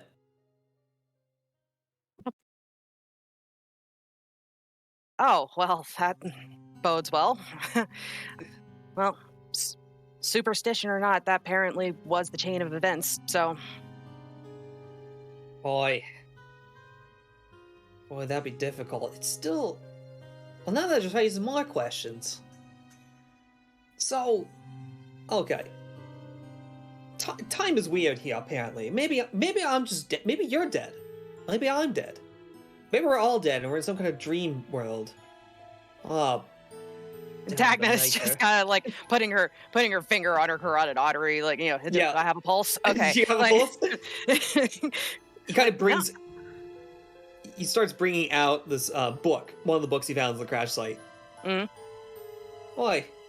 So this be a military field manual for an ancient group called the Sith Empire. Now you said there's this used to be a nice green place until 400 years ago. Mhm. Well, this Sith Empire was around like 4,000 or 5,000 years ago. So I'm assuming that Sith Empire does not ring any bells No. for me. does I not didn't ring a think so. bell at all. All right. Just telling you that, you know, disaster happened 400 years ago, but one of the crash sites needs to be like 4,000 years old. Okay. So that math don't add up at all. I've heard in hyperspace travel that you could accidentally fling yourself forward in time with, well, some bad, if I like a bad word, a bad hyperdrive, but I've only heard of one instance of it, and, well, that crew wasn't entirely sane, for lack of a better phrase. Hyperspace is a dangerous, dangerous place. Oh, it was also only for like 10, 12 years, something like that. Maybe 20. It wasn't thousands, that's for sure. So, what are you suggesting? That this Sith Empire was thrown into time and they're the ones that are responsible for what happened here? I don't know. You have to tell me more about this thunder, lightning, and war. Whenever we get a chance. It might help illuminate what's happening. Yeah. I wouldn't put it above the Sith Empire to conquer a world like that. Although to bend and run... Well, here's an easy test. Did the ancient texts, whatever, about this war mention people with red swords everywhere? Did they, GM? No, they did not. Not to my knowledge, no. Huh. It's probably not them. I swear, those lunatics, magic. Oh my god, don't get me started on how stupid those people are. Evil people always seem to have the same thing. They all want power for themselves, and they're willing to claw each other for it. And when people don't do that, it seems like they're just heckin' worthless. They seem to be stuck in committees for forever, and then they have a revolt go on. So, considering I was the last person to be up, Sure. can we say that I have been listening this entire time, having tried to go to sleep? Yes. I have no problem with this. Yeah. Absolutely okay with that. He's basically calling the Sith a bunch of losers, because I don't very much care about that. I'm more concerned about my sleep hygiene. Can I make a range heavy check to chuck a rock at the droid? I think ranged light might be more appropriate, unless you're throwing a boulder at him. I have one yellow in ranged heavy. I don't have any yellows in ranged light. But if you're throwing a smaller rock, it's ranged light. I will do that. What is? I think it's just one purple. I don't think he's really. Okay. I have lethal blows 10 and Oh, jeez. I'm kidding. Not yet.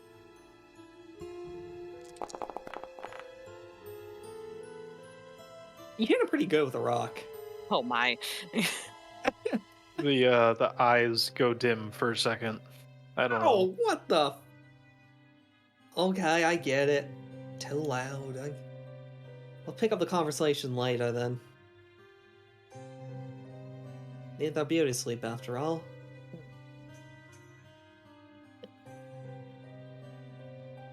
Yeah, this world doesn't make any sense at all. No sense.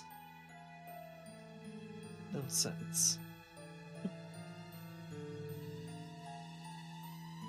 As Dong, you kind of look up the comet, it's streaking up. The direction it seems to be going towards is, to gesture crudely, from your position, it seems to be flying up and beyond Skyholm, beyond the Rhyme Sea. It seems to be arcing in that direction. Okay. But it does not seem to be colliding. Okay. It's just kind of streaking across the sky, going north. So I guess Dagna would spend the rest of her watch, like, in between, actually watching, kind of pouring through her own data pad that's just filled with what many people would consider to be useless information, just thinking about this conversation that she just had with old mate, pulling up any information that she would have about the war and the first comet, and just kind of going through that, trying to just become a little bit more familiar with it, because the fact that there's a comet in the sky right now, she is not feeling especially great about that. So completely understandable. Yeah. I mean, it's beyond a bad omen. It's just like, hey, you want to hear about bad luck? How about right over here? Right. So yes. So she would just be pouring over that until it's ready to pack up and go. Absolutely. Is there any information? So you're spending a good amount of time you have in your data pad. Mm-hmm. What more? If you had to pick 3 points of more detailed information, which 3 points would you want to look for right now? I think that primarily she would be looking for like a timeline between like when the comet was seen and then when bad shit started happening. Okay, that one's super easy. It was pretty much the next day. Oh, okay, great. And how did this comet just become visible, or has it been up there for a while? The comet pretty much became visible and streaked across the sky in probably like 30 seconds. You've lost track of the comet since. Oh, okay, I gotcha. Okay. Yeah, this comet from the old war, essentially, seemed to have gotten close and then kind of stopped. Okay. And then thunder lightning came from the sky. Sorry. Oh, okay. So thunder lightning happened after that. Okay. Correct. So then I guess the next thing she would look for was, again, thinking about timeline. Mhm. How, I guess just, rather than, going point by point timeline from A to B and B to C Right. and all that stuff. I guess she would just be looking for an overall timeline of like from thunder and lightning to complete and utter destruction and war breaking out. How long did that take? Thunder, lightning, destruction, and then war breaking out. So you have the one day between the comet falling and then thunder and lightning falling from the sky. And then thunder and lightning lasted a full week, 8 days. And it pretty much turned most of the plains of Arcadia into what you now call the Madlands. Like, the ground was literally melting from thunder and lightning. Honestly, it's surprising there's even this many survivors in the Madlands. And then, at the end of the 8th day, something happened. The thunder and lightning ceased, and there was a massive crash in the Ordian Spine Mountains. And war breaking out took about another week for when the Star Army seemed to march on to... Warstream was the first casualty in this one. Here, let me get the continental map again. So you have thunder and light. So you had comet. Day 1. You had thunder and lightning. Days 2 through 9. Then you had Star Army attacks. Warstream. Day 16.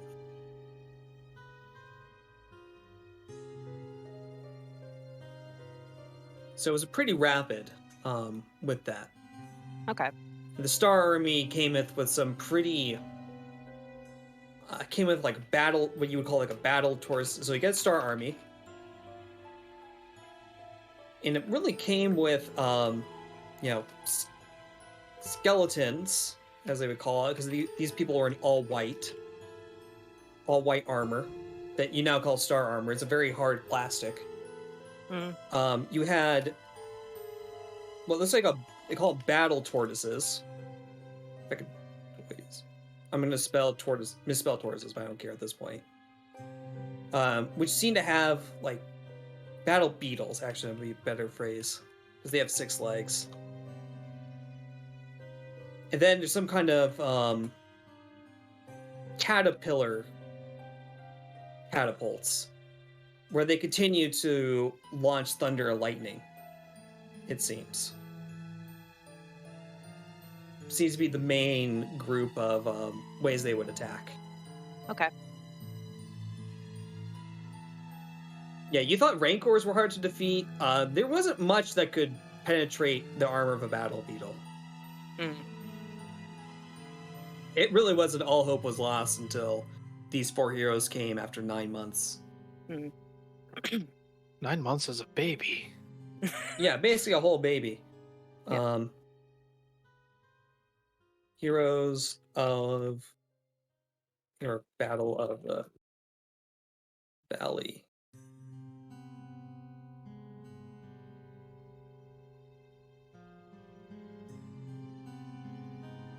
And basically, at the Battle of the Karnak Valley, which was pretty close to where we consider Backford is, that's when basically the Star Army was broke and routed.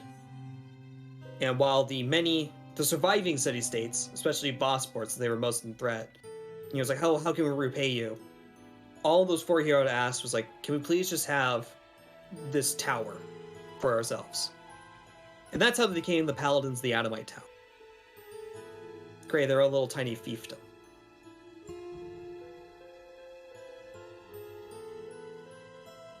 So you have those 2 bits of information.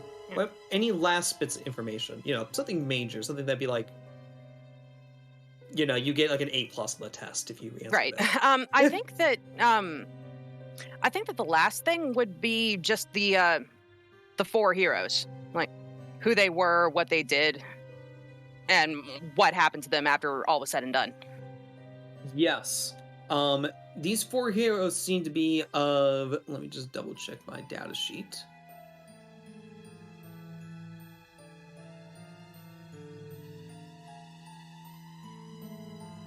Yeah, they would be of the 4 main humanoid species. There's one of each. There's 1 human, 1 Twi'lek, 1 Duros, and 1 Zabrak. So they were all humanoid. The Lanix, while they are the 5th largest by population on this continent, were not represented in this hero group. It is part of the chip on the shoulder that Fium has, but it's a different conversation. Let me delete this while I'm at it. This is no longer relevant. So yes. So these 4 heroes, there's not too much on your data pad because the GM hasn't given detailed backstory on these 4 yet. But I'll get you them. Okay. I'll get you the... So, Ryan, you need just a detailed history of these people. Mm. And then what happened to them. So what did happen is that these 4 did create the Order of the Paladins of the Adamite Tower. And from their perspective, the Order, or, the Paladins, as they're conveniently known, are to be essentially judged, jury, and executioner doing good across the land. Part of the issue of this war was that Skyhome, Vossport, Fiume, and the Sunray Citadel, the 4 largest city-states that survived, just were not getting along with each other. Like, right now, it's not the greatest. Vossport and Fiume are not in the greatest relationships. They view each other with extreme suspicion. At least Skyhome is at least relatively friendly to Vossport now. Skyhome is just like, yeah, we're just universities over here. Please stop sending explorers to die in our sky castle built into the mountain. But there's no hostility there. And then Sunray Citadel is like, yeah, you want to buy our food? Sounds great. Oh, you got traders over here? Yeah, it's fine. We got our own little ruling thing and our own little weird hobbies, but it wasn't like during the Empyrean War where Skyhome would not reinforce a Vossport mercenary guild because it's like, well, we don't want Vossport to have more influence, so united we stand, but more importantly, divided they fell. It was only when these 4 heroes actually united these armies that they were actually able to stand up against the Star Army.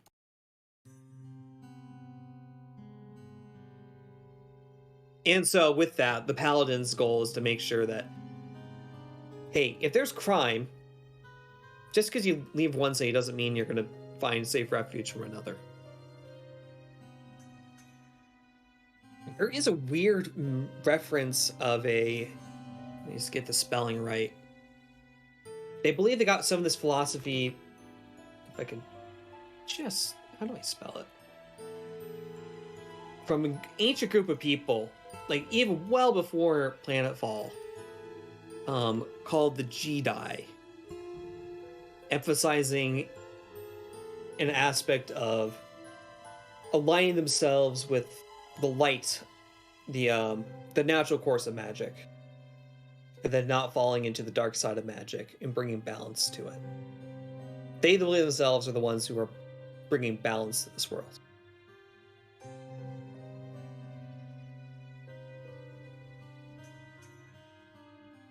Did they survive the war? Yes. Heroes. Yep. All 4 of them successfully survived the war and founded the Paladins of the Adamite Tower, and they all died a natural death. Okay. From old age. Okay.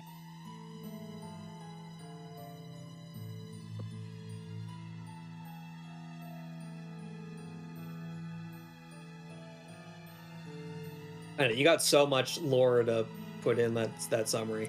Oh yes. And Yes, I know I owe you some putting in the chat. Yeah, no, that's fine.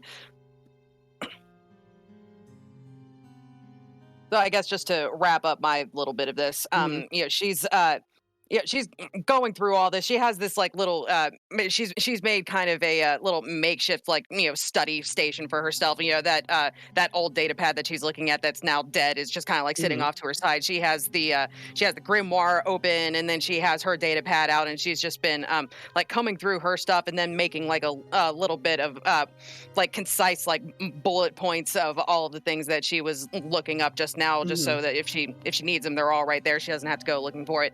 And she finishes all this up, and then at the end of it, she just has this moment of self-realization where she's like, man, this has been a weird day.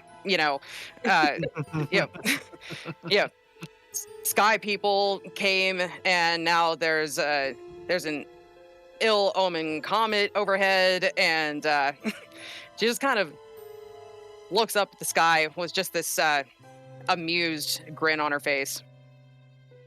And she just says to herself, Jors, what have you gotten me into? And then, that'll be it until it's time to get everyone up and head out. Sounds good. Then, yeah, I think we're at the point where, it's morning. Everyone's finally ready to wake up. Boy, a long journey ahead of us.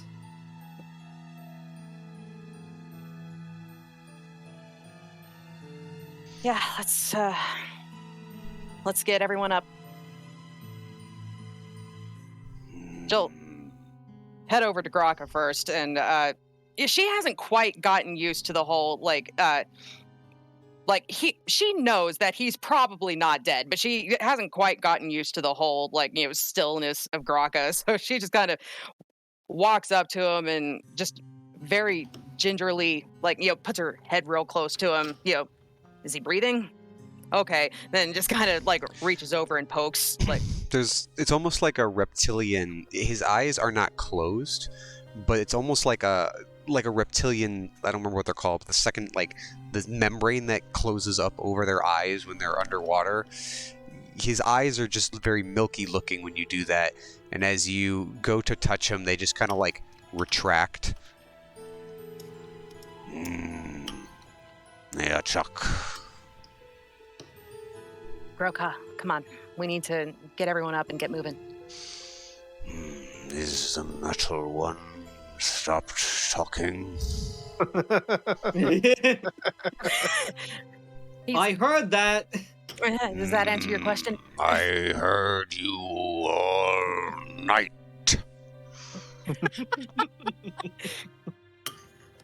You do not hear a response. Here, hands the water skin to Dagna. Drink. We have a tiring day ahead of us. Yeah, thanks. I am a little bit parched.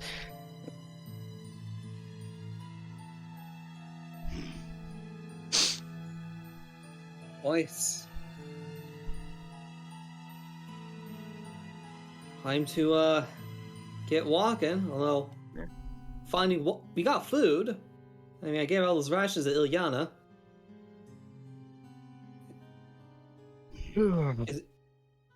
Is she even up? Oh no, I can't actually make my ZZZ go away. Oh. There we go. Spam click. Right click. Yeah. From a ration perspective, it might be fine, but water's gonna be a challenge. Well, Broca, do you have any tricks up your sleeve? Wink, wink, nudge, nudge. That thing you were doing before. kind of cracks his neck a little bit. Right. Now that I am feeling more rested, I will sense for a path. And you see him step back out. And this time, instead of getting back into that sitting position, you see him just almost just get in like a Japanese squat essentially, and do this. Puts his hands down and picks up some of the dirt and starts rubbing it together. And he will make another survival alter check. Please do. Let's see. Are you using light side or dark side? In this, He's calm, so he's attempting to use light side. Yeah. Okay. Excuse me. Almost failed it again. Yes. But you should be able to successfully find on your paths. Yeah, I will use the 2 strain to use the dark side pip, and super. you just you sense him kind of reaching in and feeling the dirt and squinting a little bit, and takes a deep breath, and there's almost just a sense of him reaching out and feeling the landscape, and he hears old mate walking around behind him, and there's a little bit of perturbedness. There's a vein on his forehead that kind of stands out as he's trying to focus, and then eventually he catches some sense of something in a direction. I'm assuming, right? Yeah. Yeah, and the direction actually conveniently located on the way you need to leave this place. You're able to find something. You just need to get people to follow you. Rails always point forward. I mean, you want me to say food and water is the opposite direction? You're going to have food and water, or you can leave? Maybe we could. Don't threaten me with a good time.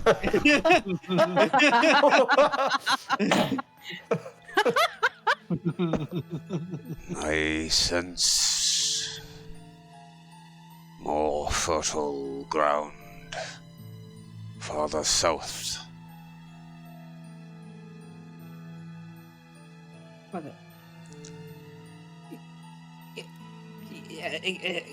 The droid is flummoxed. More fertile ground. This place. Why don't you use your magic box to see if I am wrong, Metal One? I understand what you're doing. Let's go, shall we? Thank you. Oops, I need to go to...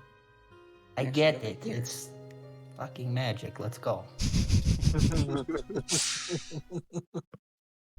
I want to fiddle with my bow on the way there. Trust the magic. Let's fucking Right here in go. front of everybody? As they're walking, Put that away. Oh my god. just shoots the droid in the back as they're walking. Misfires. No. Oh! Oh man, I shot Marvin in the face. Exposit droid is no more. No, that's not what You'll get your time soon enough. I actually want to find out. I want to try and make it easier to fix my bow. Yes, so on this path over, we're going to simplify movement. So I'm operating the assumption you're trying to leave this place. Is that a right or wrong assumption? I would say that's correct. I mean, I'm a big fan of sand. It's very important in all Star Wars, adventures that you spend a lot of time with sand. I hate the fact you're right. Freaking Tatooine. For backwater plays, I think it's got the most screen time. Anyways, that's just me being mad at Tatooine. Let's go. Let's go. Okay. Magic Cactus Man knows the way. Knows the way. So we're gonna simplify the whole path forward. I'm going to assume, right, even as you're leaving, if you see any salvage, you'll probably at least want to take some time to look at the salvage. I think that makes sense. Depends on what it looks like. All right. So this is good. Actually, can I make a survival check Do. tracking around the camp to see if anything had gone near us? Sure, roll me a 2 purple, 2 black survival check. I'm guessing the hunting goggles doesn't. No, it has nothing to do with the thermal. It has to do with It's a this desert. alien desert landscape. So Yeah, that's your people are not used to deserts. Does Dathomir have a desert? Sir, but I need to up my cunning. Oh God.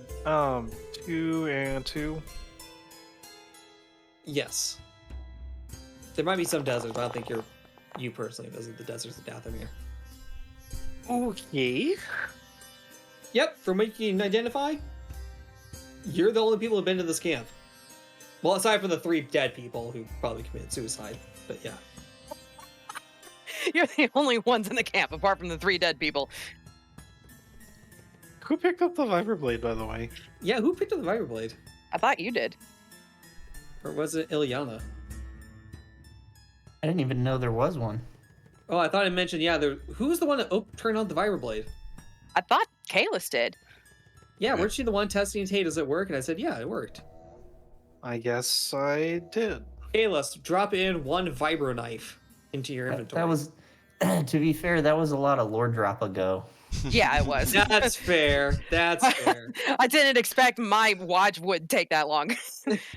That might have actually been 2 hours ago. It was the very rare magic item, lore pad of extensiveness. Hey, it's a new Kalis gave me setting. the data pad. Oh yeah, speaking The lore of, are you pad gonna of long-windedness. So, Thank you. Speaking of, Kalis, are you gonna look back at the data pad that you gave to? I So, think what actually did you that find? I think actually that Dagna at some point would have walked up to Kalis and just kind of like sheepishly takes out the data pad that she gave her and just be like, "This thing was a little bit worse for wear. I'm sorry." Kind of awkwardly hands it back to her. Did you find anything out? Oh, quite a bit. Yes. Don't worry. This one is non-functional, but I managed to copy over quite a bit of information into mine, so we can go over that later. Like maybe once we're out of the giant desert death trap. Uh-huh.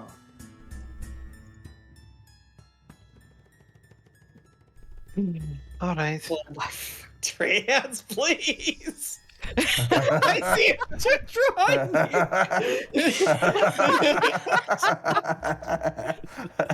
I'm not done yet. Stop calling me out. Wait. I love how you're not even doing copy and paste. You are like hand drawing this. As if you're I'm taking fucking someone- bored. Let's go. Let's get to some action here, buddy. Yes, we'll get in a minute. Okay. It takes 6 days to get here. Ilyana, can you roll me 6 d10s, please? Yes, I can. Ilyana get the roll 60-10s. Because trans needs something to do.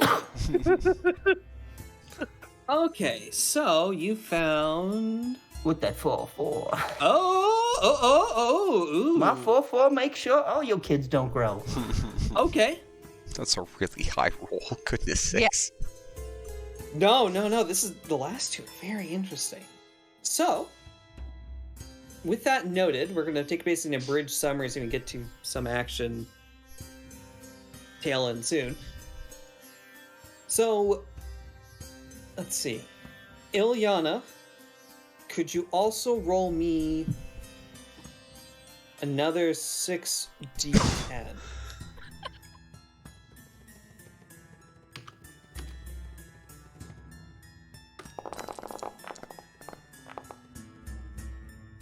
Okay.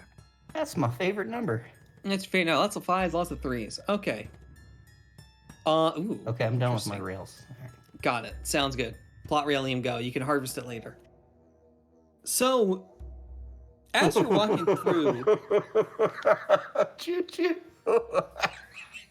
so Oh my as you're God. walking, oh my, Thomas. Having a plan is not the same as having rails. The smoke is going the wrong way. The train is going backwards. It's so appropriate. Shred. What do I get for my 24, GM? You had to have expected a little bit. Of this, right? What do I get for my 44, and my 24? God damn, you have a trail. I'm actually more interested in the actual numbers of the individual dice, which make it interesting. Okay.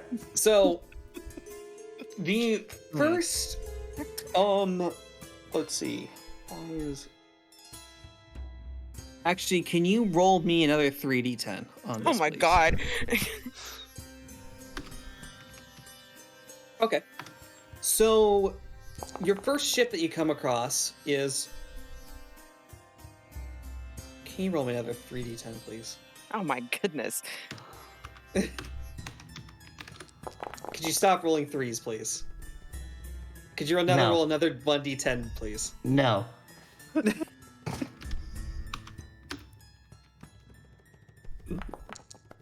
Be a three. Oh. Oh, what? Okay. We were cooking with gas. Okay. So, on your rails that's going in the wrong direction, the first starship you come across, starship wreckage, is from some kind of corporate sector starship. And in there, you see there's some kind of toolkit in there. Very obviously you find some consumable supplies in there, food, water, etc. And you do find a small toolkit, but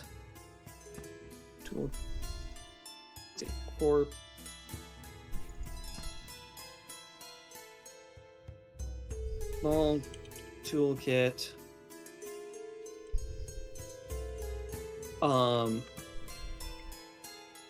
But it seems to be radiating with the Force. It's using some kind of magical toolkit of sorts. I like it. All right. Your second item is going to be from the Sith Empire. In a Sith Empire craft site. And small toolkit. Where is small toolkit? Is gear? I'm gonna create a small toolkit that has the actual effects. I got a lot of items to create, as I'm basically hand waving the artifacts that are being found here. So can I just put in a small item? Yeah, you can put in a small item. It's basically Small encumbrance 1. Yep. Yes. Yep. All right, Sith Empire crash site. So, remember that. If I could remember it. Remember, old mate has that Corellian soul diamond he's wrapped around his necklace. So you find a very similar. Was very suspicious. Yes. Yeah, a similar shape, but it's ruby in color. This is the greatest thing I have ever found in my life. Well, it also seems when you bring it close to your sword, it seems to resonate with the sword. I like this very much. Exactly. So yes, what do you do as it resonates near the sword? I touch them together. You touch them together. So as you touch them together, it seems to be I make play like dolls, like they're dolls, and then they kiss.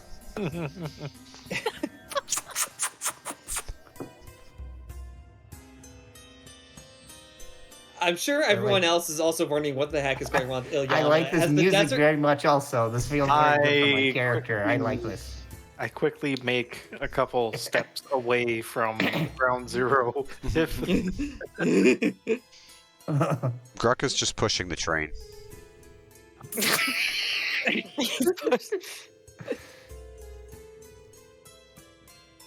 I really need to actually just run a session on a freaking train at some point.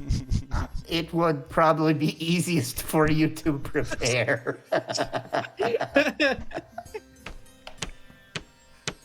But yes,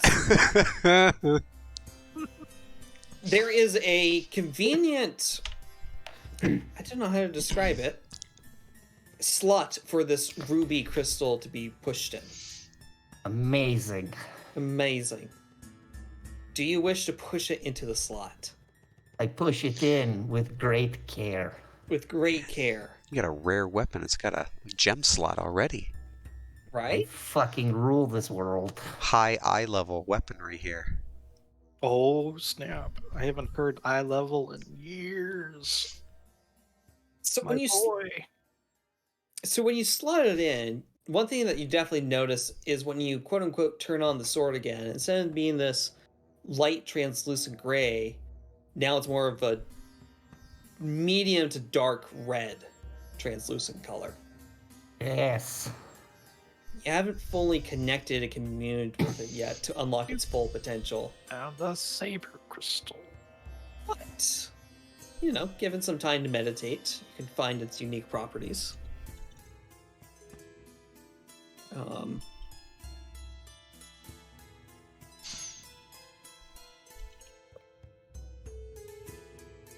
Sounds good. Then just saw what was out of context. Okay. Your third one is actually going to be a New Republic starship crash site. Like, crash site. Looks like some kind of smaller transport in this case. And then that one's actually going to be, it looks like another, it's another one of those box. It's very similar to the box that Graka found. You know, that cube that was in a box inside a box inside a box inside a box. In these two boxes, once you get them close to each other, seem to hum.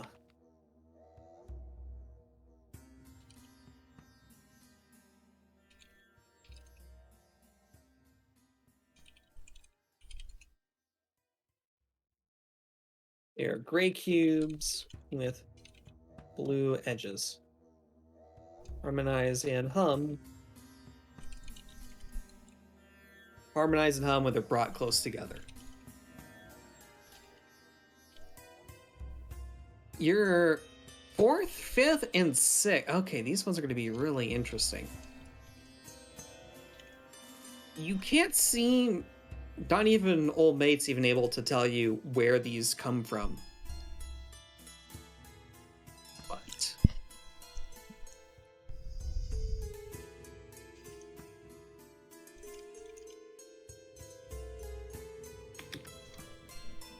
not even old mates would tell you where they come from. But they seem to have some sort of you essentially find 3 different objects. So unknown section 1 crash sites. You find some kind of what's I'm looking for?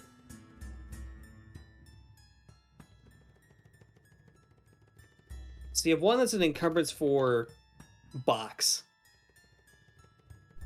Because I can't think of anything more clever at the time. You're not able to open up through the box yet without destroying everything inside of it. That's one item. The second item actually is a surprisingly black set of personal armor. Seems to be geared towards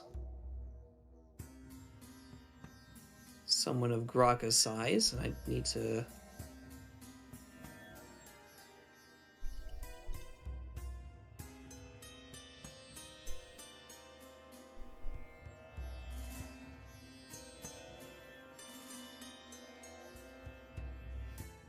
Interesting. Okay. Yeah, it's a black set of personal armor. action.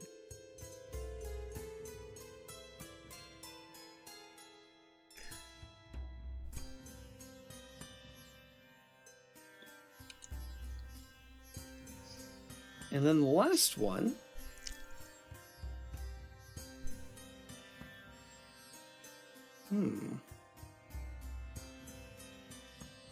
Seems to be some kind of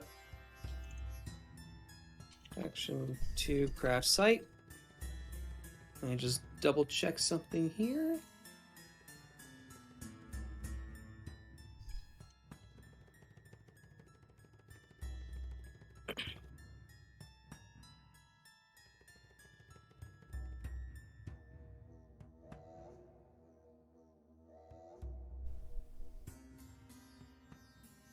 Please wait while the GM loads his own internal memory.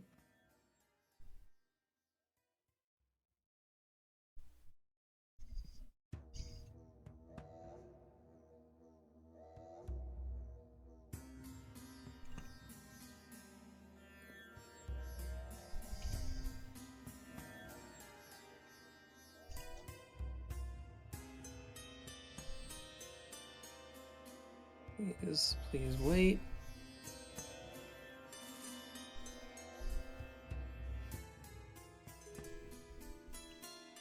Okay, yeah, okay, I got it.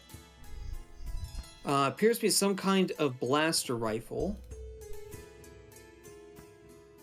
I can learn how to spell. Encumbrance 5. Actually, we'll just spell it out there. It's a Blastech A350 blaster rifle. If you want to drag it and drop it in your inventory.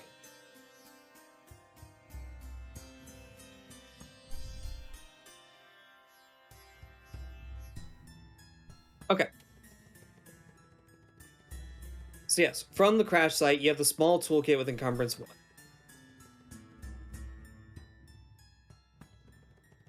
You have the second small box, which is also Encumbrance 1, if you want to pick it up.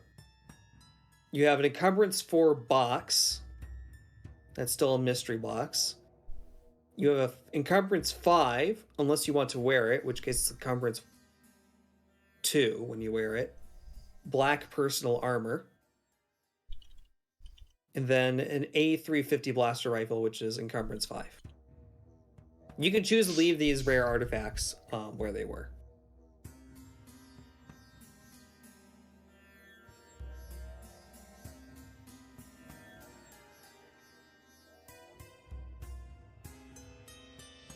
So yes, all of you with encumbrance, have fun with them. Graka does not. I have no encumbrance left. I have a few. What are we leaving behind if we don't pick stuff up? So if you pick none of this up, you are leaving a small toolkit with Encumbrance 1. You've already slotted in the red ruby crystal, so you're good there. Yeah. You are going to leave behind a 1 Encumbrance small box, similar to what Graka found earlier. These two boxes seem to harmonize. You're going to leave behind an Encumbrance 4 box of unknown function or origin. You're going to leave behind Encumbrance 5 worth of black personal armor. It's like black metal plating. And you're going to leave behind an Encumbrance 5 Blastech blaster rifle. I mean, have heavy robes in my inventory right now, but if I'm honest, black armor matches my icon much better. Fashion RPG. I mean, That's fair. Yeah, if you wear it, it basically becomes Encumbrance too. So if you want to create a custom item. what do you guys think? Will it fit me? It looks like it would fit you. It's pretty cool. Yeah, I should That rephrase it. color Black. will draw more heat from the sun. Well, my robes weren't really helping anyway. They were kind of hot. So I'd be okay. I think. You should be fine. Black Why not Ebon. just take off your robes? It would be better.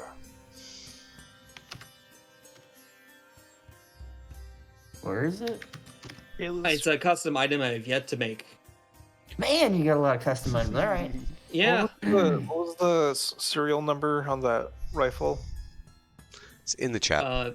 In the chat, should be an A350 blast rifle. That one actually does exist.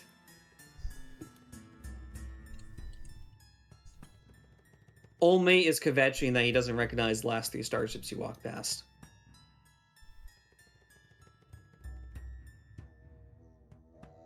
Well, yeah, I've seen a lot of shit, but these things don't make any sense. That looks like something I could rip apart to fix my bow. You might be able to, yeah.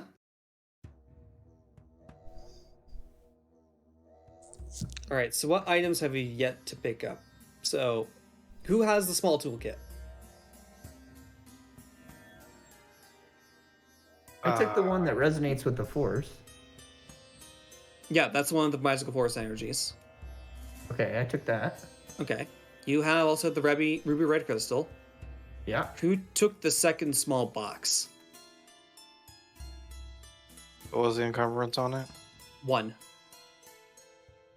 Oh, suppose that I could, yeah.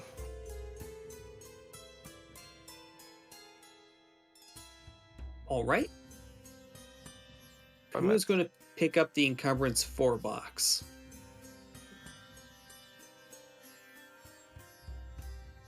I got time for that. I mean, you can leave it to old mate. I mean, he's got encumbrance to spare. We leave it for All right, the NPC mule. All right, GM, are we? I'm gonna try and Yeah. get around this here. So we've run into a number of downed starships, Spaceships. as well Yep. as that little camp. Is there any way that we found some sort of little cart or other sort of wheeled thing we can drag, or skiff or whatever? I mean, we're traveling through the desert, right? So it's like theoretical that we could be like, as much as I hate to reference it, like Rey in Force Awakens, where she's just dragging around this fucking thing behind her. I mean, And we do go a keep in little mind over that our we're going to be. encumbrance here. I mean, do keep in mind that we're going to be climbing cliffs here before too long. Yeah, but at least as we can get to the cliffs with the stuff. Well, and then what? Ropes. All right. I mean, that's pretty logical. Yeah, you want to flip me a destiny point and see if you find like a cart?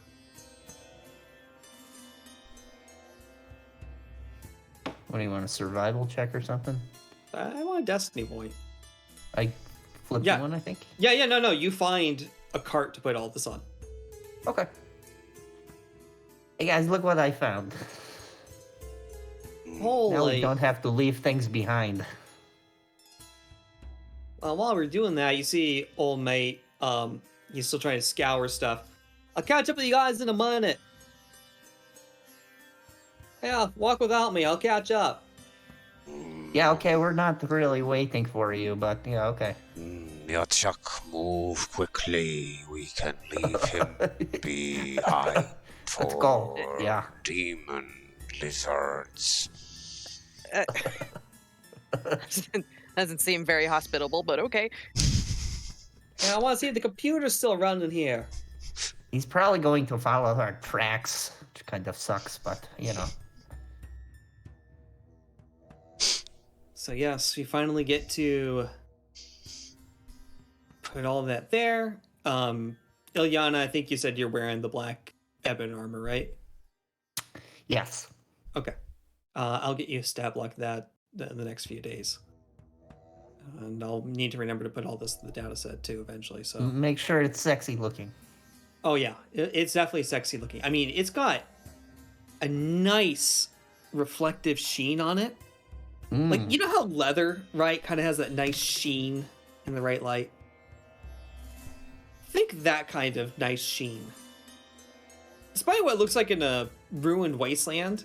Kind of like that. Yes, the metal plates are, I would say, are a little more rigid than the... You know what, yeah. We'll say it meshes pretty well with that. Fucking called it. God, Best Brandon. icon ever. So yes, we'll actually call it black ebon mesh armor. Black. Alright. Super. Eventually, you finally get to...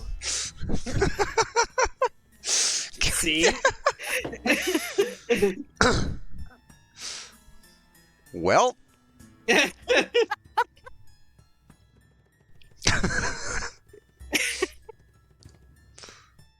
What? Yes. Anyways. You leave All Might behind for a bit as he does his own stupid thing. Looking for computers on starships that probably don't have computers anymore, but... You can try. Eventually, after 6 days of hard travel, Graka, I'm going to note that with your altar check, you will find water but not food, so you're going to be forced to use the rations used by Ilyana. Oh no, we're forced to use the things that feed us. Exactly. I was Here, hoping take the fucking rations. I was hoping These to are gross, but they keep us alive. I was hoping to save them for the end boss. No, we need to fucking eat them so that I don't have to carry this shit.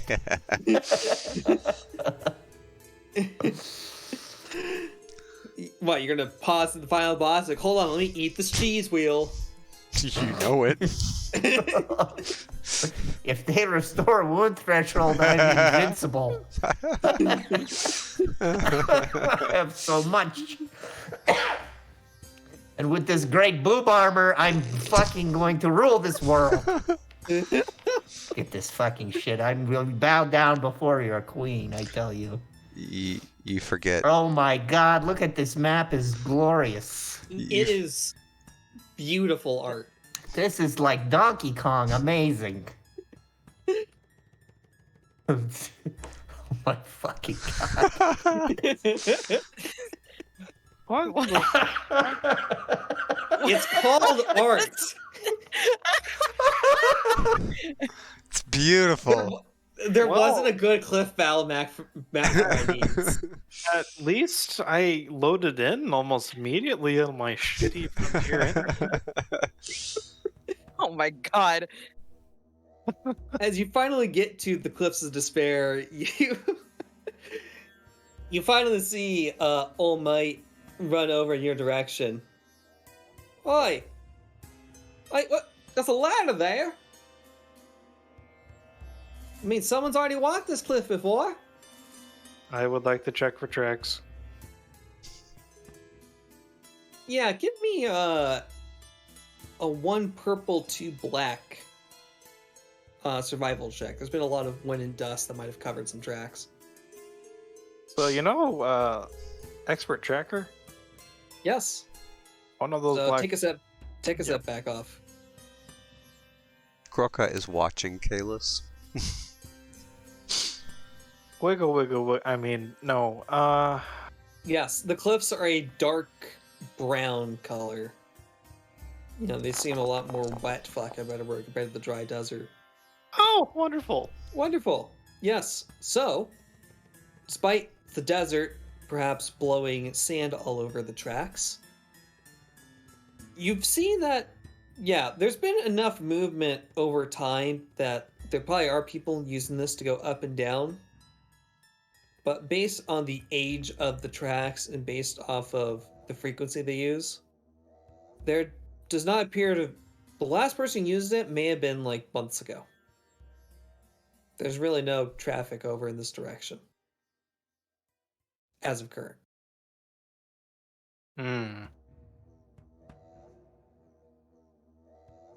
So it's somewhat traveled, just not very much traveled.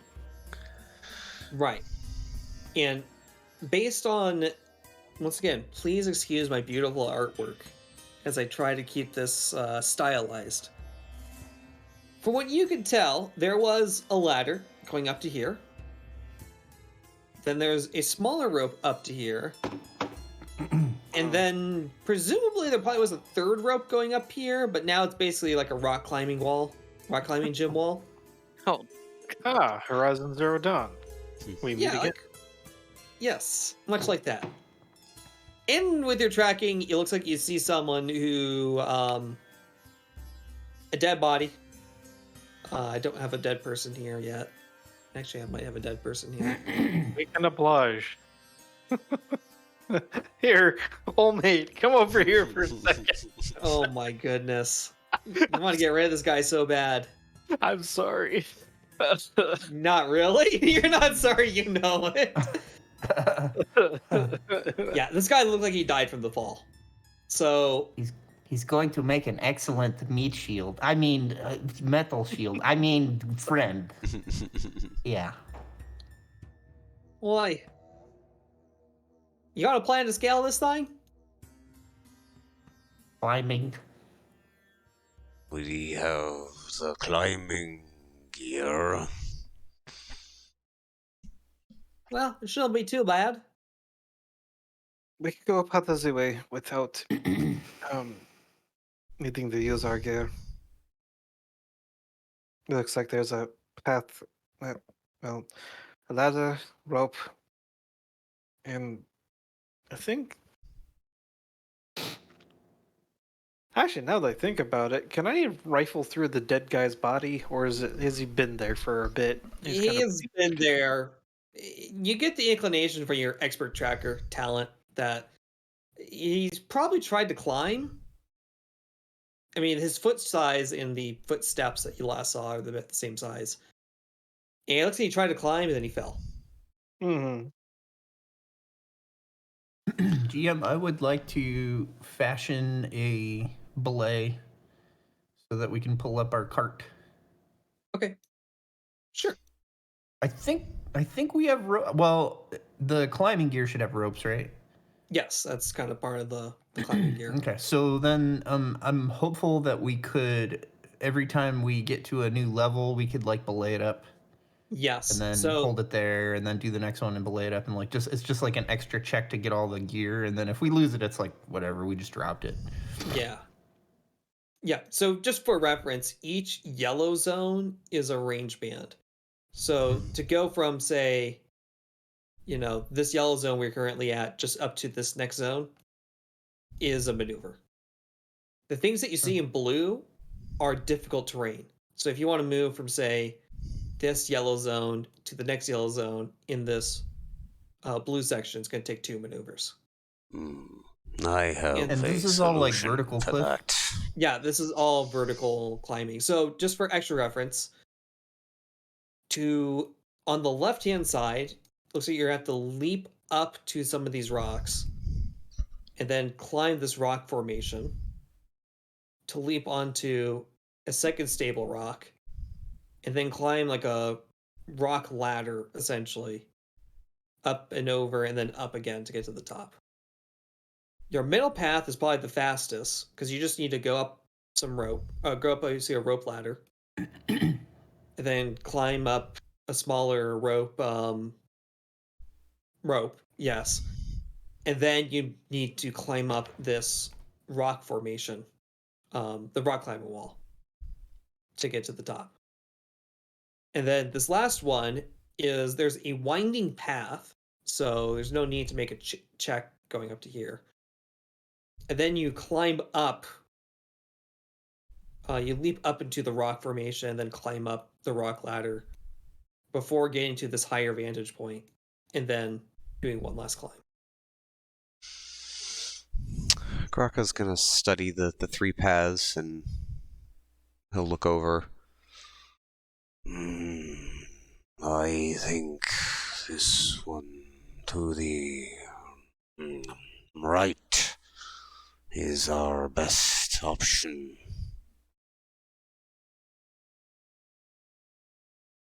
Come, Yachak. I will help you. Thanks. Much appreciated. My agility is garbage. It's not just agility, and this also is a feats of physical strength to get up here too. Graka Yeah, just yeah. like kind of bends over and like offers to put Before Dagna you up get on too his far. shoulders. Oh, yes. Thank you. Just, Piggy ride. yes. Piggyback. Yes. Like, hopefully find a place that's not too spiky for me to sit on. Do we have a saddle for Groka? Oh, dear. We've got Maybe. a blanket or Yeah, something. you can use my cloak. You can use my robes. Oh, okay, great, perfect. So I'm going to leave you on a terrible cliffhanger Ah, God damn as it. as you're starting to look up in this direction. You see. Oh, hold on. So up here, hold on. How do I force everyone to look up in this direction? Shift double click to. Okay. So also excuse this beautiful art. So this is the cliff, and this is the ground towards the cliff. And you see, looks like 2 scorpions and 2 of these cockatrices as they play some very intense music for you to think about as you're being chased. Go think about what you've done. So yes, at the beginning of next session, we will roll some initiative. oh, good. So you have some enamel scorpions chasing after you. And then you also have some mad nine-hog cockatrices chasing after you. Only 2 and 2 of each so far. And they are some distance away. Why is this guy the cook from Scrap Rats? How did he This get here? world is strange. That is why. And that is why we're going to end tonight's session. Isn't that a Silithid? Okay.